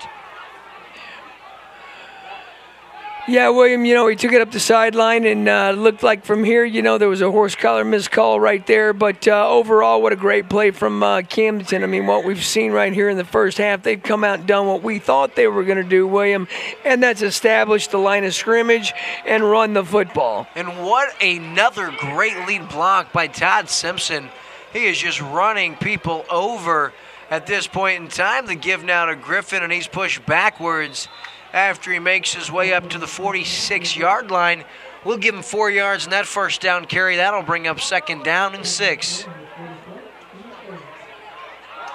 Sean, every time you say they did what we thought they'd do, all I can think about is Denny Green and that post-game interview when one of the reporters asked him a question and he goes, "They are who we thought they were." He loses all control. Of course, the Jim Mora bit, playoffs. So many good sound bites over the years. So Decker now, the give to Zach Wise. He lowers his shoulder. He's down about the 43-yard line, but we have a flag. And I think, once again, we could see a clipping call. I'll tell you what, some of these guys going low on both sides of the ball. We'll wait for the official's call. Yeah, chop block. That's going to be a big one. That's going to back up the Lakers, and they'll be faced with a 2nd down and long. Tell you what, Andrew Wheeler's another player worth mentioning for West Plains. He comes into the season. He leads this district and the conference. He had 6 interceptions on the regular season from that free safety position. You see him there standing at the 45-yard line, Sean. That kid had 6 interceptions through the regular season. Well, that right there shows you that you got a young man back there that's sitting back there. He's reading the defense, he's reading the plays, and he's breaking on the ball and coming up with some big-time interceptions. So 2nd down and 22 after the penalty yardage. Here's the reverse. It's faked. Griffin cuts inside. He's up to the 44-yard line. Mitchell Mahan with the stop, the junior defensive back. And a lot of misdirection plays running tonight by Camdenton. Yeah, they like to put those guys in motion and keep the defense on their feet.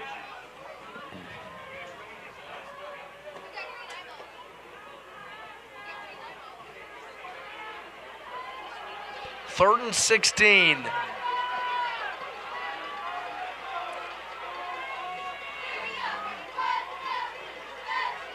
Play action from Decker, looks over the middle. He looks for his tight end, Parker Stidham, who's triple covered, hauls it in anyway.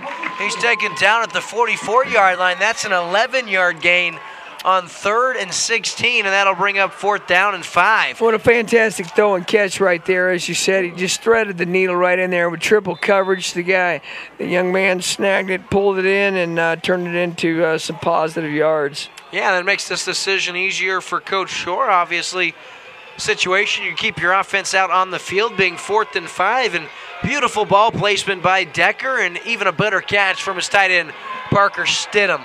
So 4th and 5 now. And we're going to have a false start against the Lakers, so that is a big penalty. That's going to back them up to a 4th and 10 situation, and we'll see if Coach Shore doesn't change his mind after the penalty yardage. Oh, and I stand corrected. They're going to get West Plains for an offsides, and what that's going to do, essentially be an automatic 1st down.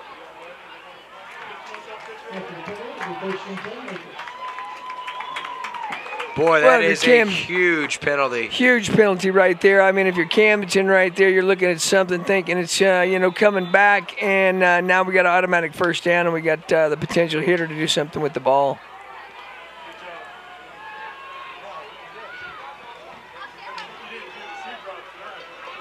The give now to Griffin, and he's taken down once again by Nichols on the stop. He's been all over defensively tonight for West Plains.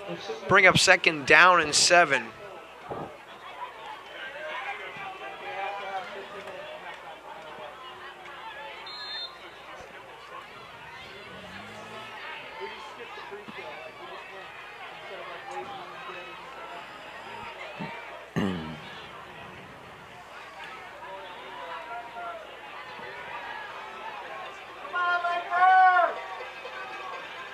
Second down and 7:26 to pitch to Zach Wise.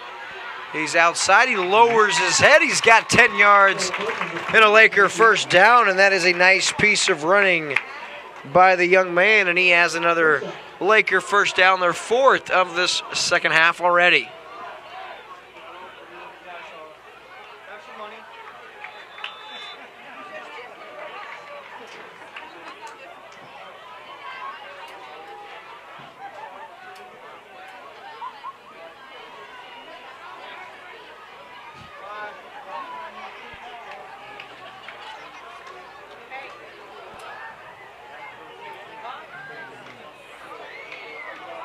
Looking for Stidham from 27 yards out, and it's a score. And Camdenton extends their lead. Dylan Decker from 27 yards out finds his favorite target. And once again, it's Parker Stidham, partner. Absolutely perfect play calling right there, and that was set up from the last 3-4 plays. They ran the ball. They've established that running game, and you run a play action, and it's good for a touchdown. Indeed, and now in for the extra point after the 27-yard catch. And touchdown from Stidham. He'll do the place holding. The kick is up, and it is good. And that's going to be a very encouraging sign as Bryce Metcalf is 3 for 3 tonight on the extra point attempts. So it is now 21-7 as the Lakers take their opening drive all the way down the field and punch it in. We'll be right back on Lake TV after this. Welcome to Burger's Smokehouse. Winter, spring, summer, or fall, Burger's Smokehouse invites everyone to come and visit our unique visitor center. See all the amazing museum-quality displays highlighting the seasons of the Ozarks and learn about meat curing and the history of Burger's Smokehouse. Peruse our factory country store where we offer the largest selection of cured and smoked meats found anywhere. While you're here, grab a smoked meat sandwich and enjoy our video tour in the Good Old Days Theater to see how we produce our famous products. Our 4-generation family business has combined time-tested curing traditions with modern meat processing innovations to become the largest specialty cured and smoked meat processor in the nation. Burger's Smokehouse is nestled deep in the rolling Ozark Hills near California, Missouri, just 20 miles north of Eldon on Highway 87. We're just a short drive from anywhere in the lake area. Just follow the road signs to Burger's Smokehouse. You can find our products in grocery stores throughout. We're back now just in time for Bryce Metcalf as it's fielded inside the 20-yard line on the kickoff return. And Utto, got some room. He's got some room. What a great move. Oh, he's got the corner. Still on his feet. And it's Braden Lidgard. All the way to the house. Is there a flag on the field? There is not. And Lidgard, just like that, answers the call, and the West Plains Scissors pull within 8 points. And tell you what, Camdenton extended their lead, and just like that, that's a touchdown, and what an incredible return. Number 7, he's a freshman, Braden Lidgard. He takes that one over 80 yards to the house. It's going to go 84 yards officially, and what a game-changing play that thing could end up being. Well, William, he took that. It looked like he had a seam right there and broke it to the outside, turned the corner, and there was no stopping him. And the extra point from Cressman is up, and it is good. So just like that, partner Camdenton, they have the 2-score lead. And on the ensuing kickoff, it's Lidgard, 84 yards to the house, and West Plains pulls within a score. We'll be right back on Lake TV after this. Polylift boat lifts. Your boat is a major investment. Make sure it sits on a Polylift. When you need a boat lift to raise your boat out of the water, choose the one voted best boat lift at the lake. Choose Polylift. Any size, built with the best quality construction, a lifetime warranty on the tanks, and the service to stand behind it. We don't just build boat lifts, we build Polylifts. We don't just build boat lifts, we build Polylifts. Open. I'm Chris Wagner with Farmers Insurance. Not only do I have great hands, Farmers Insurance has great rates. So come see us in Lake Ozark because I want to be your insurance agent. You're watching exclusive coverage of high school football on Lake TV. We are Farmers. I'm doing it. And we're back now on Lake TV, and just like that, Sean, I'll tell you what, all the momentum in the world was in the direction or heading in the direction of the Camdenton Lakers, and It's a big-time kick return for the West Plains Zizzers. And, man, Braden Lidgard, what a return, huh? Oh, it was a fantastic return right there. You know, they bounced back, you know, after Camdenton took the ball down the field, put a score up, and just like that, 84-yard touchdown return. And the kick fielded at the 16 by Hill, and he tries to mimic Lidgard. He's all the way up to the 40-yard line. What a piece of returning, and the flag comes out.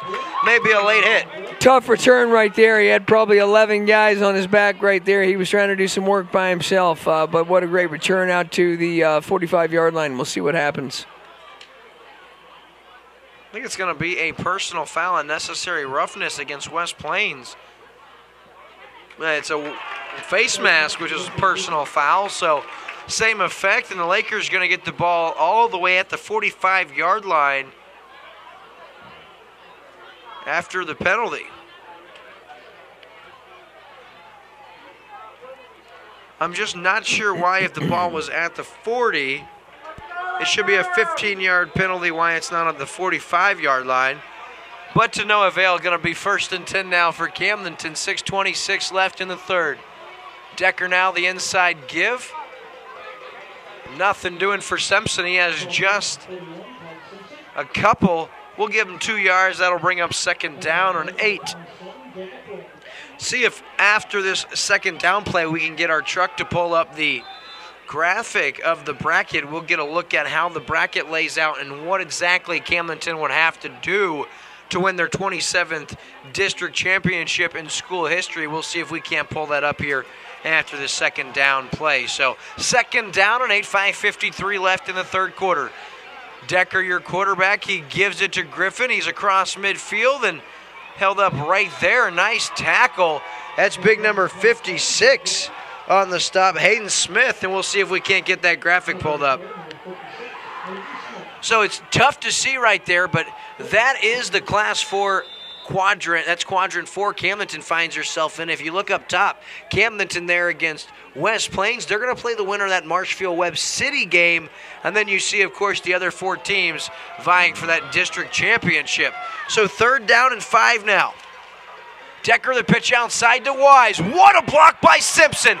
Wise cuts back across. He's inside the 35, all the way down to the 32-yard line, and that is an 18-yard gain. Another Camdenton Laker 1st down. Well, just like that, William, we get a perfect play right there. Execution.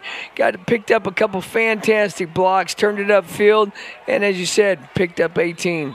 Are you kidding me, Todd Simpson? He has pancaked players all night long from that fullback position, and Simpson is here playing with a full head of steam, and he has been very, very impressive. 1st down and 10. Outside, and once again, Simpson knocks another guy on his butt. Here goes Wise inside the 20, and he's pushed out of bounds at the 13-yard line after a gain of 18 yards. Incredible young man right there. Just play after play coming out there and pancaking these guys.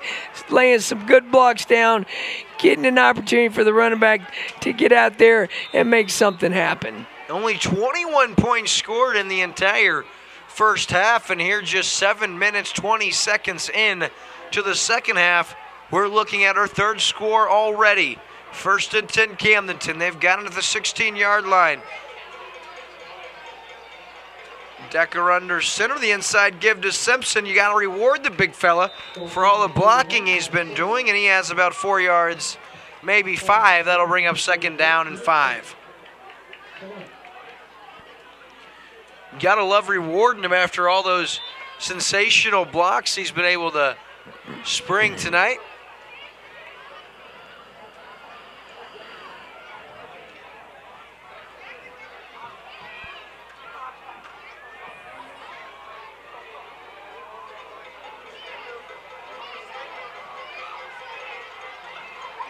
Simpson once again gets the call.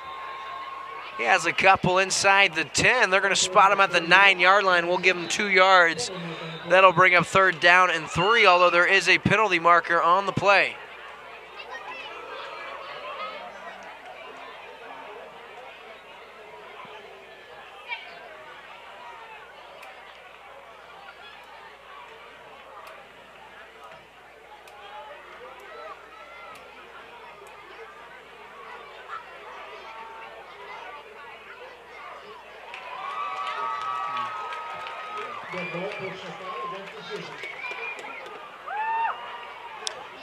So it's going to be a foul against the Zizzers, and it's going to be a costly one because it's going to be an automatic first down, and it's going to set up a 1st and goal for the Lakers at the 5-yard line.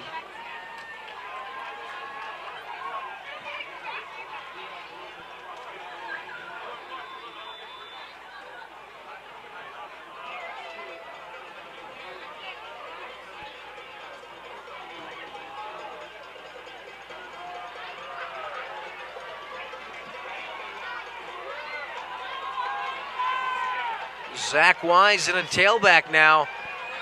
He's going to get the call. He cuts inside, and he's going to be taken down there. Nice piece of tackling. He was met by Jacob Webb, the junior, at the 3-yard line, and Webb allowed him to move the pile no further.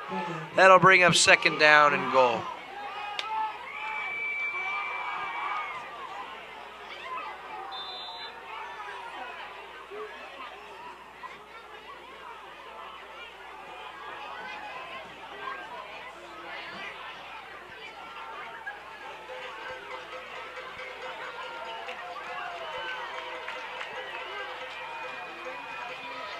So on 2nd and goal, Griffin back into the tailback position. He already has 2 scores tonight. He gets the pitch, and he's going to be hit in the backfield and taken down by, guess who? Number 16, Justin Nichols. That's his 4th tackle for a loss, and this one could be his biggest as Jay Griffin looks to be shaken up after the play, and he's going to hobble off under his own power if he can, but I don't know if he's going to make it, folks. He's trying to get to the sideline, and that's going to bring up 3rd down and goal after the negative play at the 8-yard line. Boy, have I been impressed what I've seen from Nichols. Nichols is all over the field tonight. He's sideline to sideline. He's coming up the middle. He's making some great plays, and this is what they need right now. The Zizzers need to step up and have a stop. They're going to have one. It's 3rd and goal from the 7. Decker pitches outside, and Wise inside the 5 and into the house for a touchdown. And that is his 2nd of the evening. Now Wise rumbles in, and I'll tell you what, Camdenton now, they regain that 2-score advantage. It's 27-14. What a great play by Wise right there. He takes the pitch, looks like he's going outside, sees a hole, cuts it up the field, and takes it in for the touchdown.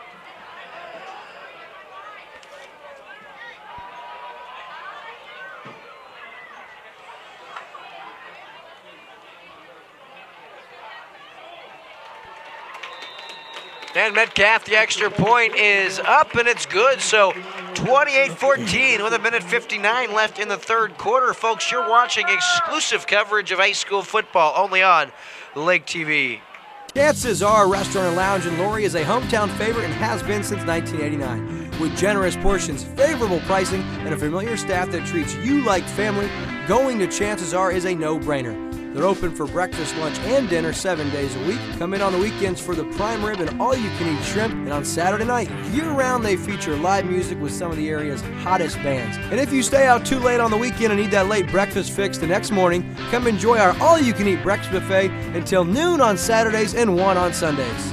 Off Highway 5 in Laurie, come find out what makes us so special, and if you're here once, chances are you'll be back. Mention this Chances Are commercial on LakeTV and receive $2 off the appetizer of your choice. Back now, Sean, and Camdenton, big-time drive to answer after West Plains pulls it within a score.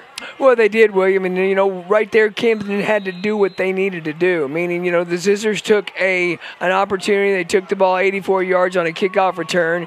Camdenton bounces back, does exactly what we think they were going to do again, and takes the ball down the field methodically, controlling the line of scrimmage, and gets a touchdown. Guess who again gets the return? Number 7, this time bottled up at the 36-yard line.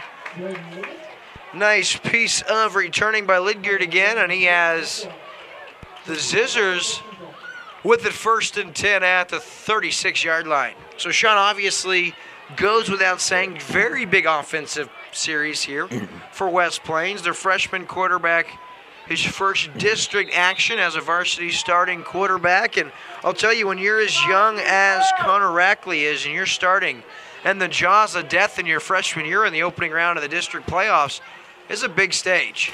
It is a big give to Hoops, and he's taken down, and good piece of tackling. That's Harrison Brownell. Yeah, it is a big stage here. What Camdenton's done so far is they've shut Hoops down. I'm not sure what his total yards are tonight, but I'm definitely pretty confident that he's under his average. I would hope 225 is average, and only 48 at the break. I think he just topped 50, probably with like 50, 51 yards, Sean. So, yeah, Camdenton done a wonderful, wonderful job on him. Holloway now in motion. He gets the carry on the sweep now, and he's got some good yardage. He cuts across the 45, and he's across midfield, taken down by Simpson, but not till he has 9 yards and a first down. 12 yards and a first down. He did a nice job following his blockers, and on that play, we saw West Plains give Camdenton a little taste of their own medicine with that misdirection.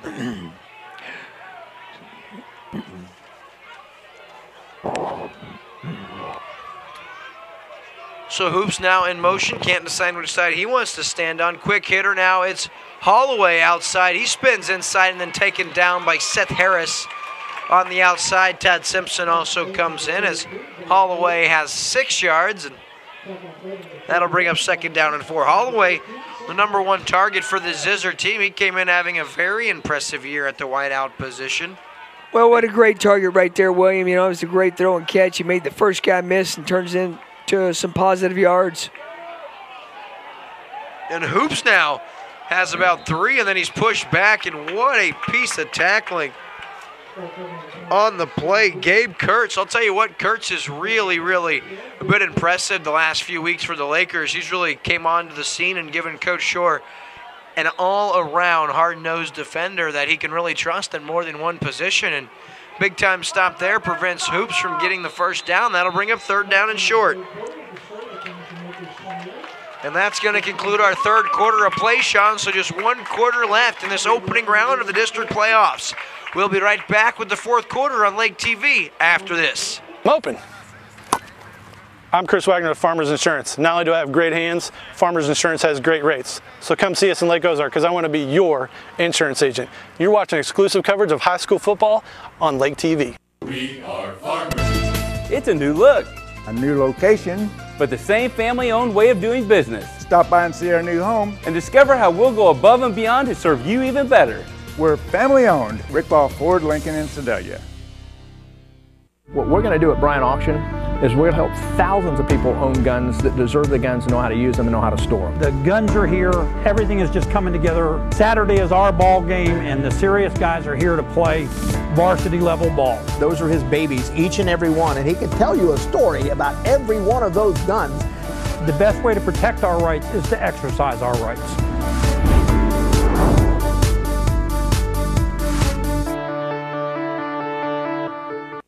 And we are back just in time for 3rd and 1 now for West Plains.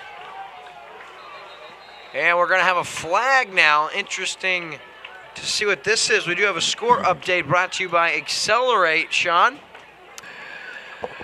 Yeah, we're sitting here looking at Osage St. James game. Looks like it's 21-19 down there. Looks like a pretty good ball game going on. Certainly now Osage in the lead. We'll see if the Indians can't hold on. What a season they've had as Coach Devin Johnson. An impressive regular season in that team. Doing a great job. We got to see them last week and cover them last week, William, and they had a fantastic year so far. And nice job to throw it out, and you certainly got to throw the flag here. I'm not sure what Seth Harris was doing. Had an opportunity to let Rackley stay up. Now he was after him after the play was over, and at the very end just gave him a little shove to the ground. And really, I'll tell you what, if they come down and score quick here because of that penalty, that's a big-time no-no. Mental error right there, unforced penalty and unnecessary at that point. You know, he had him running to the sidelines. He had nowhere to go with the ball, and it's just one of those things where emotion maybe take over it sometimes, and you make a bad judgment call. So on 3rd and 1, you have a defensive penalty that gives the Zizzers an automatic first down. On the very next play from scrimmage, oh, wow. So we get an intentional grounding call. here on the quarterback. Very fortunate for the Lakers. That goes as a loss of down and a 10-yard loss. Brings up 2nd down and 20, folks. I'm sorry. Nice block as Connor Rackley calls his own number and gets a big chunk of that penalty yardage back as he makes his way to the 38-yard line.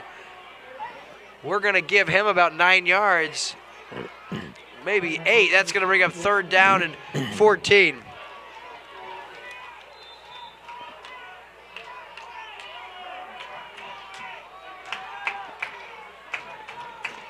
So 3rd and 14 after the 8-yard quarterback keeper by Connor Rackley, the freshman. He's now faced with a 3rd and 14.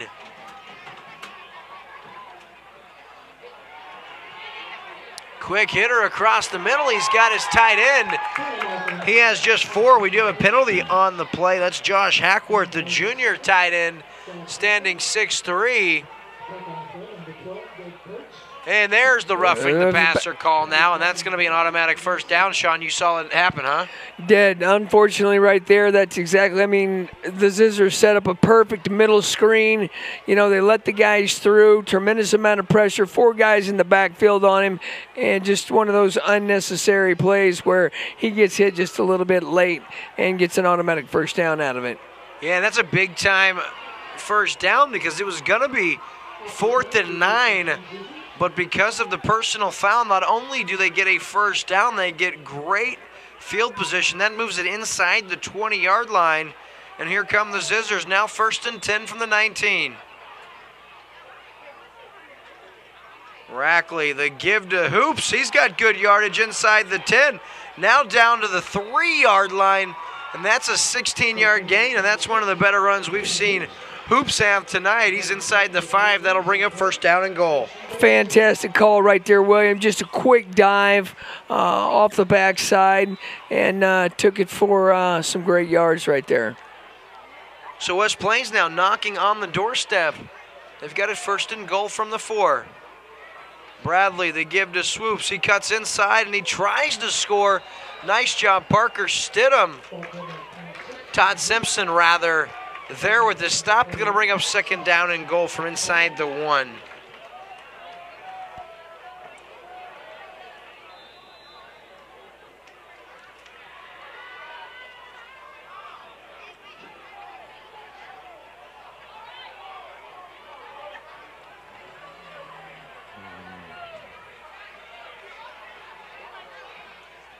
And this time Swoops takes the handoff from his quarterback and he rumbles into the end zone. Then with 10:04 left here in the ball game now, 20-28. West Plains pulls within a 1-score game now, and obviously I like to call it inside the 1-yard line. Got to give it to your big hitter, and that is his 34th touchdown of the year, Sean, and that's an incredible number for the senior Keegan Hoops, and he's doing everything he can do to keep his ball team alive and playing football this season. The extra point is up, and it is good by Trey Cressman. So 7 for 7, a stat you're not used to seeing be perfect at the high school level, that being extra points, but tonight we've got just that. So with 10 minutes plus left in the ball game, it's 28-21. Camdenton leads West Plains. We'll be right back on Lake TV after this. Walt, our local Hy-Vee pharmacist. He's highly trained to counsel, support, and care for your chronic and complex medical needs. Hy-Vee Pharmacy Solutions is your complete source for specialized pharmacy services. Meet Amy, our local Hy-Vee dietitian. She's our most credible source of food and nutrition information. She's your go-to for shopping tours that focus on your diet needs. You can even take a biometric screening on site. At Hy-Vee and Osage Beach, our health experts can't wait to meet you. And we're back here on Lake TV, and still a 1-score game now as West Plains pulls it back within 1. And I'd like to give a shout out to our awesome crew, of course. Assistant Executive Producer Ashley Davis, our Chief Engineer and Switcher Andrew Evans, Ricky Smith on field camera, he's our Assistant Technician. And the kickoff now fielded inside the 20. A nice return, number 38 On the play for Camdenton, Winton Neal, the junior, and Camdenton has it 1st and 10 now. So the rest of our crew, of course, Deborah Wolf, our field angler, not able to be with us this evening. And then Chase Elliott, our pre-production, did a great job getting promo created this week. And Steve Hogg Wickham, our production assistant, handling stats and the scoreboard. And then our head of production assistants, Ross Reinhardt. He's stuck up top tonight with that top camera view. And of course, I'm William Holtz, providing your play-by-play tonight. And what a game we have here. Decker pitches outside. It's Griffin now, and he's taken down after he tries to split the defense. He's got about 3 on the carry. That'll bring up 2nd down and 7.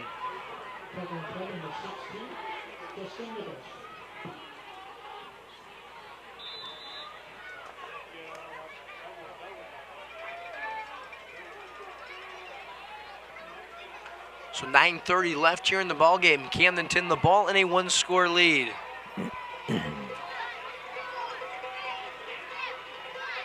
Decker, the inside give. That's Simpson, the fullback.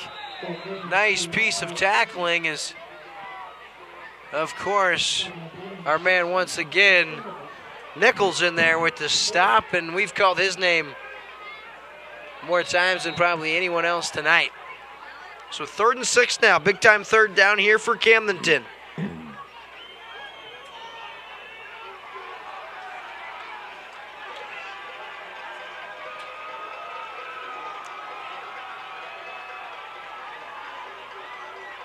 The give goes to Wise and taken down from behind, and that goes for a 2-yard gain. That's going to bring up a 4th down and 3 after the defensive stop by West Plains and Camdenton.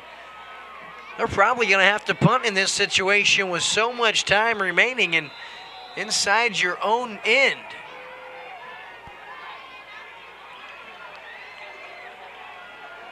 Decker now gets off a good one, and that's fielded inside the 20, right about the 20-yard line by number 18, and that's a nice job getting back there by Andrew Wheeler, not allowing that one to continue to roll further into his own territory. So 1st and 10 now from the 20-yard line, and we'll see what freshman quarterback Connor Rackley is made of. He's down a score, and he's on the road in one of the toughest places, not just to play in this district, but in the entire state of Missouri. And you talk about an opportunity to prove yourself at a young age, and that's exactly what Connor Rackley has here.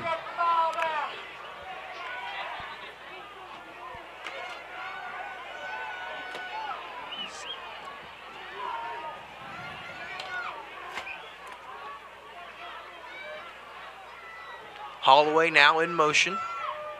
Rackley takes the snap, and he's going to keep it on the quarterback read option. He breaks away, and Rackley taken down from behind by Jackson Ezerter. He may have won. He has 11 yards and a 1st down for West Plains. That's a good piece of running by the freshman.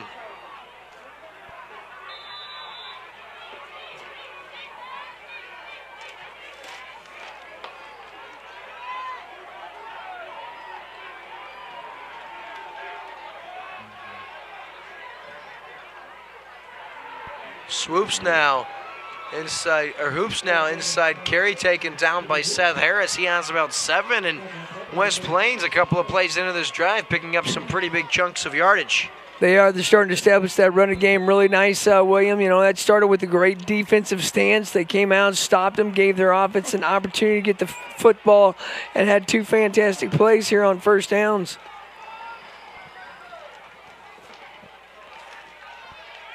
Pitch outside now to Hoops. Cuts back inside. He's got a 1st down and then some. He works his way all the way up to the 49-yard line. He's got 9 yards and another 1st down for West Plains. Rasmussen in on the stop for Camdenton, and if you're a Camdenton fan starting to get a little nervous as you've led by 2 scores on 2 different occasions tonight. The last time the Zizzers able to cut that lead in half and then able to stop Camdenton. Well, they cut the lead in half this time, do stop Camdenton, and now they're marching. 1st and 10. Bradley, the quick give to Hoops. He is nailed, and that's Rasmussen delivering that hit, and that's going to be a 6-yard gain for Hoops, and he's picking up some good yardage. He's now over 100 for the game.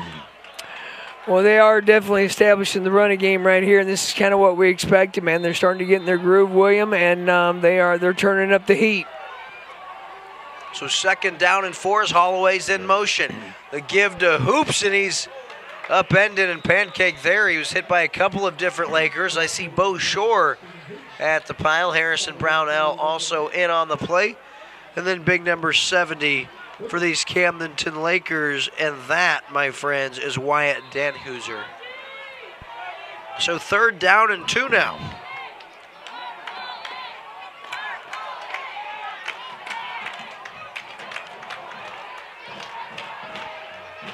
And you hear the Purple Haze chants. On 3rd and 2, it's Hoops. He gets the carry. He's got a 1st down, and he's inside the 40, down to the 38-yard line, and Hoops has 5 yards, and that's another 1st down for West Plains. They've actually outgained Camdenton on 1st downs now. They've got 9 1st down this second half compared to Camdenton's 8 so far. So 1st and 10 now. Ball's at the 38-yard line. Out of the shotguns, Connor Bradley. To his left, Keegan Hoops.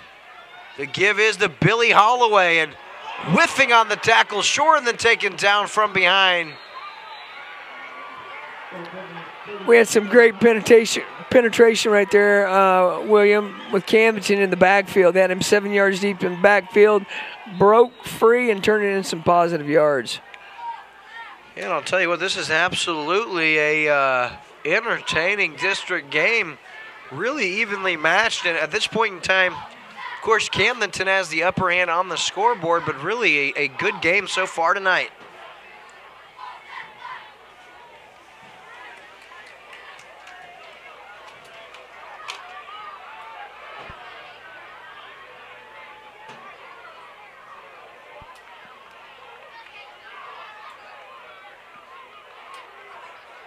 Having clock issues here at Bob Shore Stadium. Looks like they wanted them to reset the play clock, and they do that. So 2nd and 6 now for West Plains as Connor Bradley comes back out onto the field. And Bradley's made some nice plays tonight. He is not looking like a freshman. The give to Hoops. Keegan Hoops now across the 30-yard line down to the 27. He's got 7 yards, and that's another 1st down now. That's the 10th of the half, and West Plains doing a much better job of getting that push at the point of attack and really opening up some nice lanes for Keegan Hoops here in the second half. Seems like as we get later in the game, William, that the offensive line here is definitely taking control of the line of scrimmage. They're opening up some holes for the running game, and they're just marching it right down the field. Now, these officials keep calling for the official measure, but from the way I see it, that's a clear 1st down. Of course,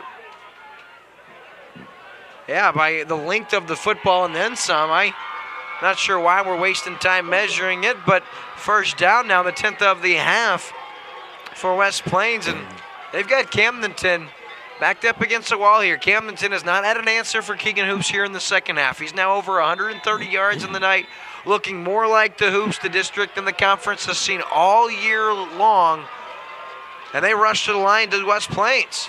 Quick give to Hoops. He very nearly fumbles it, and it's actually Billy Holloway to the other side. Stutter steps trying to elude defenders. He's got 13. And another 1st down to the 15-yard line of Camdenton. Fantastic play call right there. Been given to Hoops, and all of a sudden we run a misdirection, a counter play to the opposite side of the field, and breaks it open for 13-yard gain on the play. Yeah, Billy Holloway, he's been in motion all night long. Only probably his 2nd or 3rd carry. This time is Hoops. He's got some blockers in front of him. He works his way inside the 10-yard line, and he's down to the 7, close to 1st down yardage. We're going to give him 8 yards.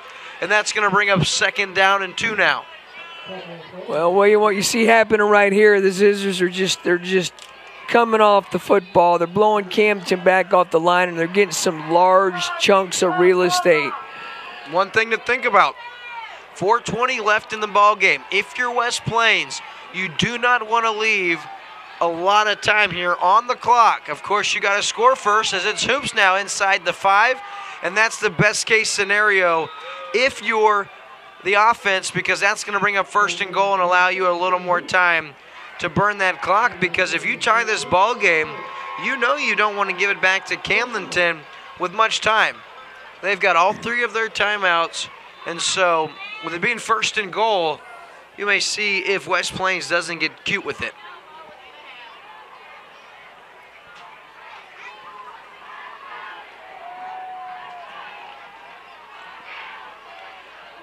And it's Hoops inside, and he's into the house for a touchdown.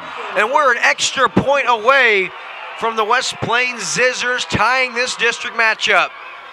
And it looks like quarterback Bradley here, or Rackley on the sideline trying to urge his coach, let's go for 2. I'm not sure you'll see that happen. Like we touched on earlier, we've seen good place kickers in tonight's game as far as Metcalf and Cressman are concerned. Trey Cressman, the sophomore kicker, is 3 for 3 on the evening, but none were inside of 4 minutes. Well, we'll see what they do, William, right here. As well as they're running the football, this might be an opportunity for them to punch it in. And they bring their offense out on the field. Big-time play, and Coach Jeff Shore very wisely burns the timeout. So we're going to take a short 30-second commercial break. We'll be right back after this. If it's happening at the lake, it's at Captain Ron's Bar and Grill. Voted best of the lake, Captain Ron's is always a destination for visitors and locals alike. From their relaxing sand beach to the best in regional entertainment, Captain Ron's has something for every taste. And speaking of taste, you won't want to miss the incredible menu featured daily at Captain Ron's. Bring the entire family out and maybe even plan an excursion on the lake's only authentic pirate ship, the Gypsy Rose. Whatever you're craving, you'll find it at the home of the shootout, Captain Ron's Bar and Grill, 34.5-mile marker by boat or Lake Road 550 by car. And we're back, folks, on Lake TV, and what a ball game it's been as Keegan Hoops into the end zone, and we are just an extra point away, and West Plains, they bring their offense out onto the field, and Coach Jeff Shore burns his first time out of the second half, and we'll see if that timeout doesn't have Coach Steve Airy for the West Plains Zizzers rethinking this decision here. Just a preference thing anymore. Football played so much differently than we saw 10 or 15 years ago, and it's two-point conversion attempt, and this place is about to get loud.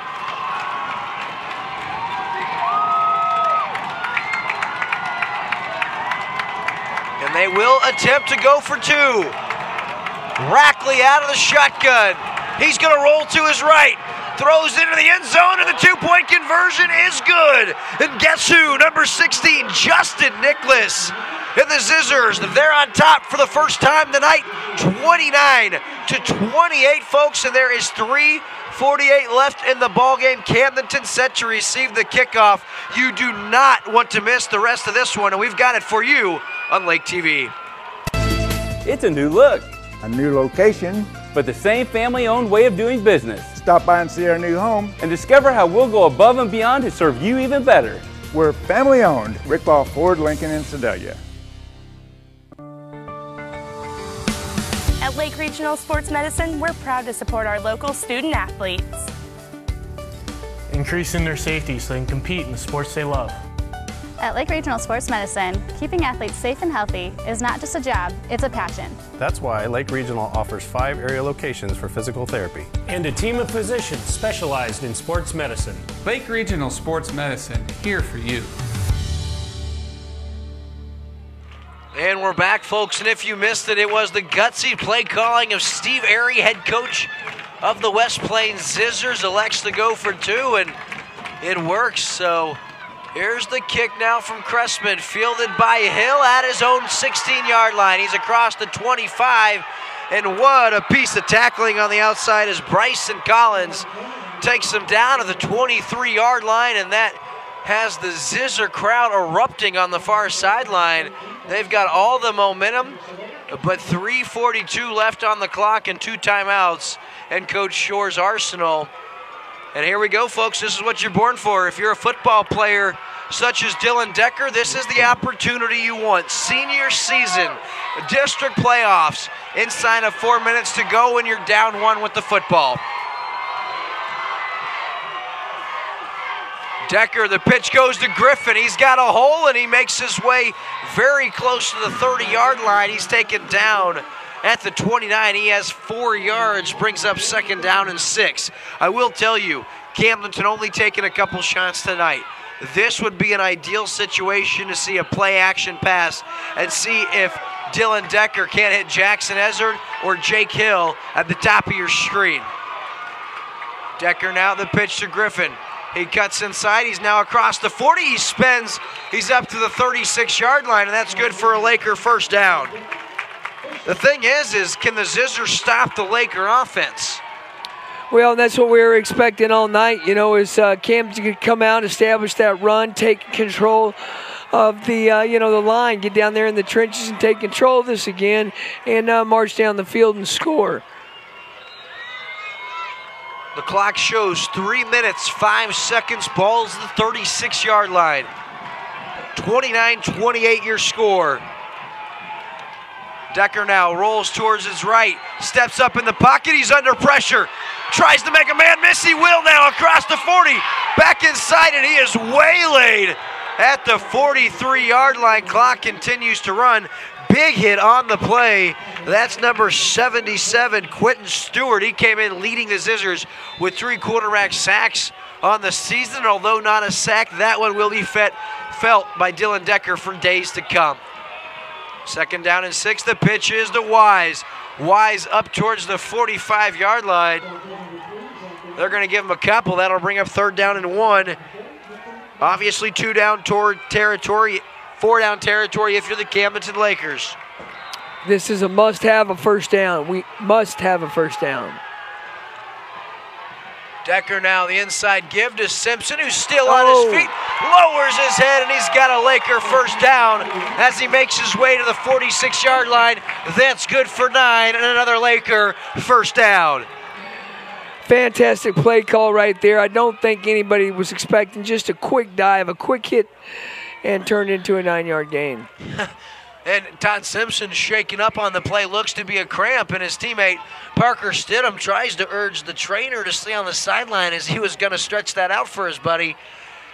But Todd Simpson going to have to take a moment to be evaluated. So we'll take a short commercial break, folks. Do not go anywhere. We'll be right back on Lake TV after this. On the road, on the trail, or on the water, if you're looking for heart-pounding performance and fun, head for YC Power Sports in Osage Beach. The biggest and best brand names in the field, along with incredible selection and unrivaled service. Make this year at the lake the best it can be with a visit to our showroom in Osage Beach, and coming soon, our new relocated showroom in Columbia. Take a look at ycpowersports.com too. Summer fun is just waiting for you at YC Power Sports in Osage Beach and Columbia. Open. I'm Chris Wagner of Farmers Insurance. Not only do I have great hands, Farmers Insurance has great rates. So come see us in Lake Ozark because I want to be your insurance agent. You're watching exclusive coverage of high school football on Lake TV. We are farmers. It's time to accelerate. What's Accelerate, you ask? Oh, just the hottest new magazine to hit the lake area, covering high school sports in Eldon, Osage, Versailles, Camdenton, and Lebanon, also covering health, wellness, fitness, and nutrition. With 4 seasonal issues every year, pick up the most recent issue at most local retailers or at all covered schools to get expert insight, pictures, feature articles, and much more. Also, download the Accelerate app on your smartphone to get up-to-the-minute scores. So if life is slowing you down, don't live another minute without your copy of Accelerate.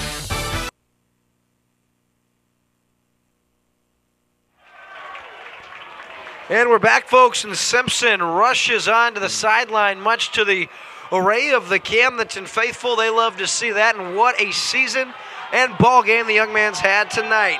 1st and 10 Lakers. Ball's at the Zizzer 46-yard line. Decker under center. He pitches out. Here comes the end of round. Jackson now. That's ballsy. Oh, boy, and Decker goes down. My goodness, ladies and gentlemen, it was a trick play. All kinds of factors going on there. He's dropped at the 43-yard line, and that's a loss of 13 yards. Brings up 2nd down and 23, and Camdenton has to hurry.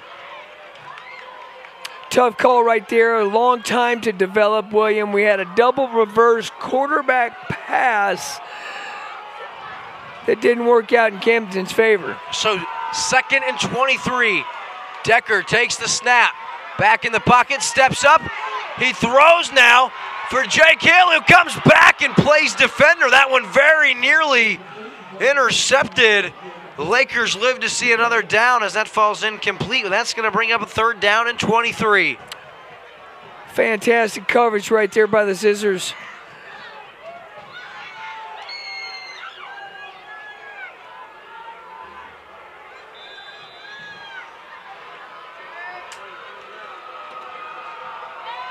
Obviously, in a situation where you're 4 down territory.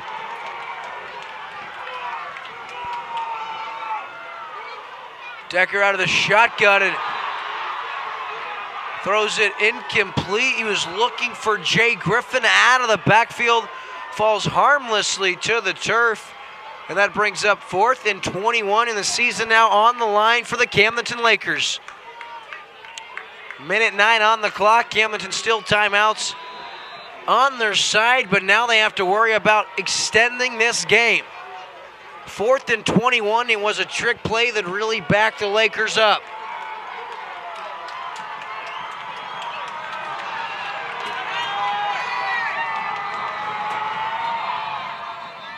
And we have a timeout. This looks to be going against the Scissors. We're going to remain right here. And Sean, I'll tell you what, we do have a score update. St. James takes the lead as we head into the 4th quarter, 25-21. And now we have another score update. 28-36, 6 minutes left in the ball game.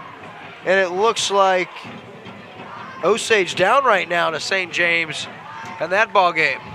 It looks like we have another score update coming. We'll try to keep you guys posted once we get that score.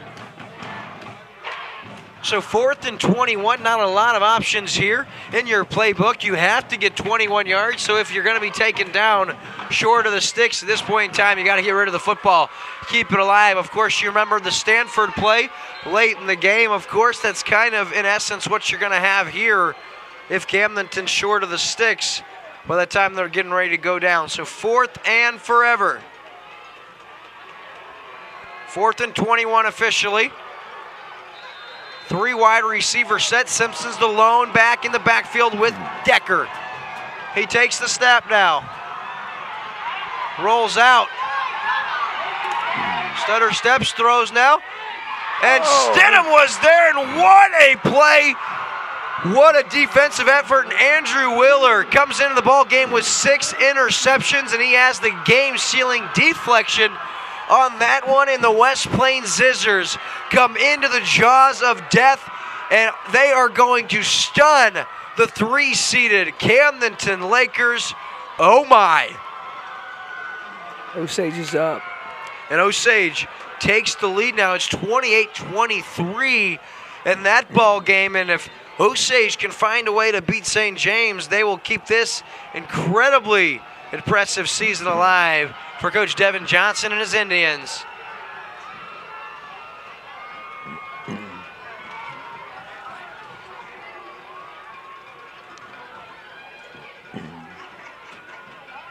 And that one's on the turf, picked up by the Lakers, and they have life. Are you kidding me?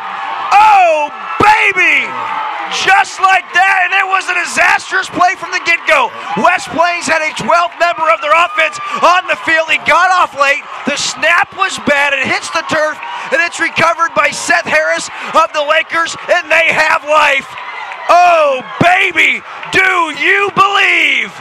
Unbelievable play. People were walking out of the stands thinking this was over, and just like that, Camdenton's got the football. Decker now under center, has another shot. The pitch out to Griffin. He lowers his head, and he's inside the 40, down to about the 37, and the ball comes out, and we will wait for the ruling. They're going to say he was down. So Camdenton now, they have it at the 39. That's a 6-yard gain for Griffin, and we're inside a minute to play now. Only a 1-point ball game. Would you start thinking about field goal range or Bryce Metcalf? Tough call right here, William. What I'd try to do, I'd get this ball down as close as I possibly could. Let's get a chip shot field goal and go to the house. All right, so it's 2nd down and 4, 48 seconds remaining. Decker under center. The inside give goes to Todd Simpson. He breaks free. He's down to the 23-yard line, and that's good for a Laker first down, and the clock will stop momentarily as they reset the sticks. Unbelievable play right there. Quick dive to the fullback. He takes it up the field 15 yards, and we got a first down on the 23-yard line. Decker now, the inside give once again to Simpson, and he's pushed back and very wisely calling a timeout. That's the second charge timeout for the Lakers. They have 1 remaining. No harm, no foul on that play. Still 33 seconds left, and this is one of the most improbable finishes in Laker history. 2-score lead with 10 minutes left in the fourth quarter. The Zizzers score 15 unanswered points, and they stop the Lakers on downs. It was a bad snap in exchange from quarterback. He's a freshman, Connor Rackley, trying to get the football to Keegan Hoops. Ball hits the turf, and Mr. Opportunity, Seth Harris, a.k.a. Buddha Buddha, Johnny on the spot, picks it up, and that's where we are at now. Camdenton alive and well. They've got it 2nd down and 11 at the 24-yard line of West Plains. One thing you have to be mindful of, you have a timeout remaining and the clock stops on a first down. So you have to give yourself time, if you don't get the first down, to call a timeout and get your field goal unit out there if you still have 1 remaining. So 2nd and 11, folks, here we go. Decker in at quarterback still. Jackson Ezra, Jake Hill, your 2 receivers. In the backfield, you have Griffin, you have Simpson. It's a pitch to Griffin. He makes his way to the 23, and he's out of bounds, so the clock will stop.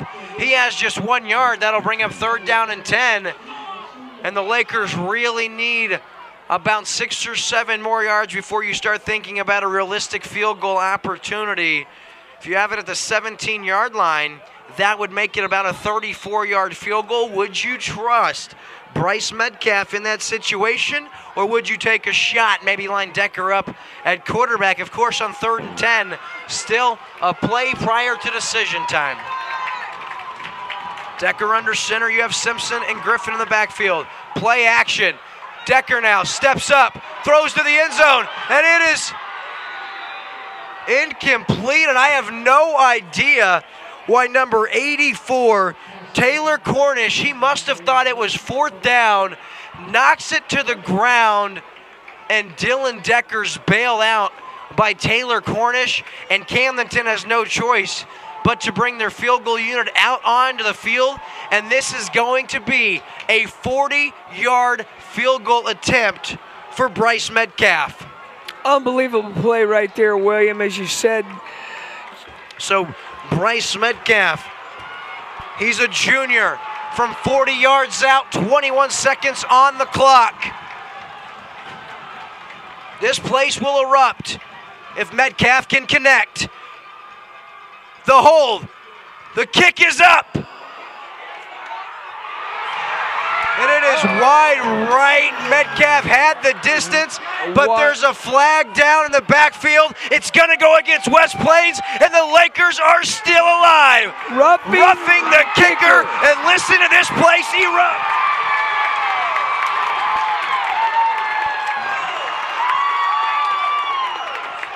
And the Zizzers have given the Lakers every opportunity they could want.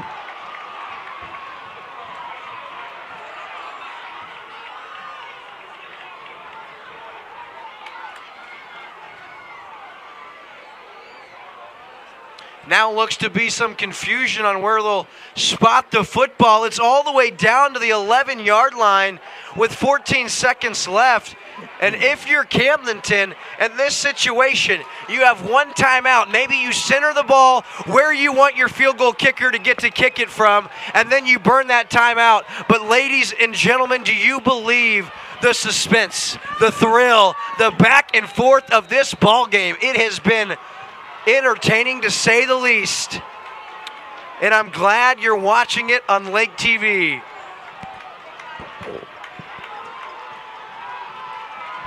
So Decker under center. Once again, he's got Simpson and he's got Griffin. As it fakes the give, now a dangerous pitch. Griffin outside, inside the 10, inside the 5, to the house. But wait, there is a penalty on the field.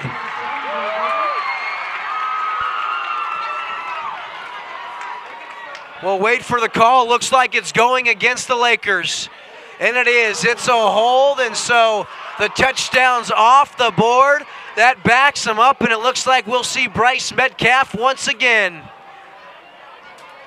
Metcalf had plenty of distance on the 40-yarder. It was just wide right.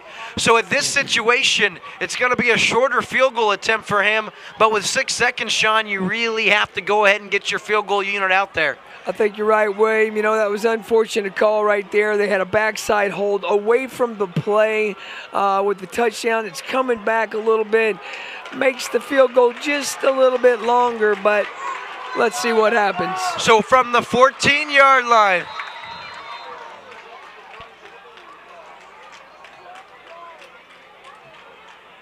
And now all kinds of confusion as Camdenton's field goal unit comes out, and now Coach Shore calls a timeout. He's all the way out to the 10-yard, or halfway out onto the field, burns the timeout. And so I think it's decision time.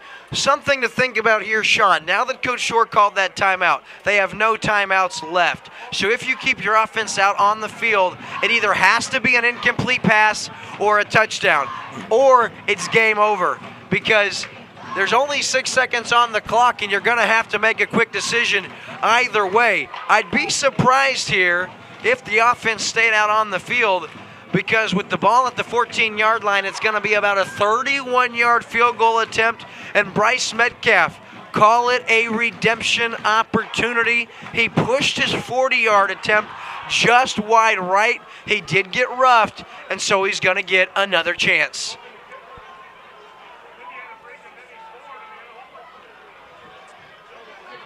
So the young man, the junior, Bryce Metcalf, once again has the weight of the world on his shoulders.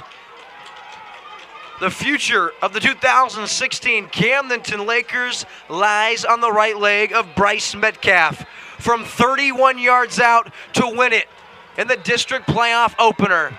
And Coach Steve Airy elects to call his last timeout and do his best, his second timeout, as he tries to ice the kicker. Folks, we'll stay right here, and all of a sudden the Camdenton faithful a little more rambunctious at this point in time. Well, everybody's on their feet. You can feel the excitement in the air. You can literally cut it with a knife. And another thing to think about here, we already did see number 7, Braden Ligyard, return a touchdown from 84 yards out on the kickoff. Now, if the field goal goes through the uprights and the clock has time remaining on it, Camdenton's going to have to kick it deep. Another thing to mention here, Sean, is the decision by Zizzer head coach Steve Airy to go for 2 and give his team the lead. Right now, this could be a tie ball game, and even if the field goal's missed, the game could be extended. Not the case. The Zizzers with the lead, and this must be converted by Bryce Metcalf if the Lakers want to continue their season. The snap, the hold by Stidham. The kick is blocked, and it is no good. And with no time on the clock, the West Plains Zizzers come into Camdenton and upset the highly favored Lakers 29-28, folks. That's a wrap for this segment of the show, folks. We will have our Rick Ball, Ford, Lincoln, and Sedalia post-game show. We'll be right back after this. LakeTV's High School Game of the Week is brought to you by Burger Smokehouse, Lake Regional Health Systems, Rick Ball, Ford, Lincoln, and Sedalia, Polylift Boat Lifts, IV, Captain Ron's, YC Power Sports, Bryant Auction, Chances Are, and Accelerate. It's time for the Rick Ball Ford Lincoln post-game show. Rick Ball Ford Lincoln in Sedalia, your one-stop shop for the most stylish set of new wheels. Now back to the booth with Will. We're back here on LakeTV.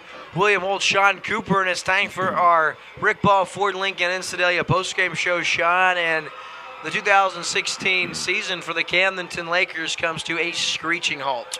It was unfortunate for Camdenton. It turned out that way, but what an exciting ball game. It was exactly what we thought it was going to be, William. We thought these offenses were going to come out, take control of it, use up the clock, run the ball. It boiled down to exactly that.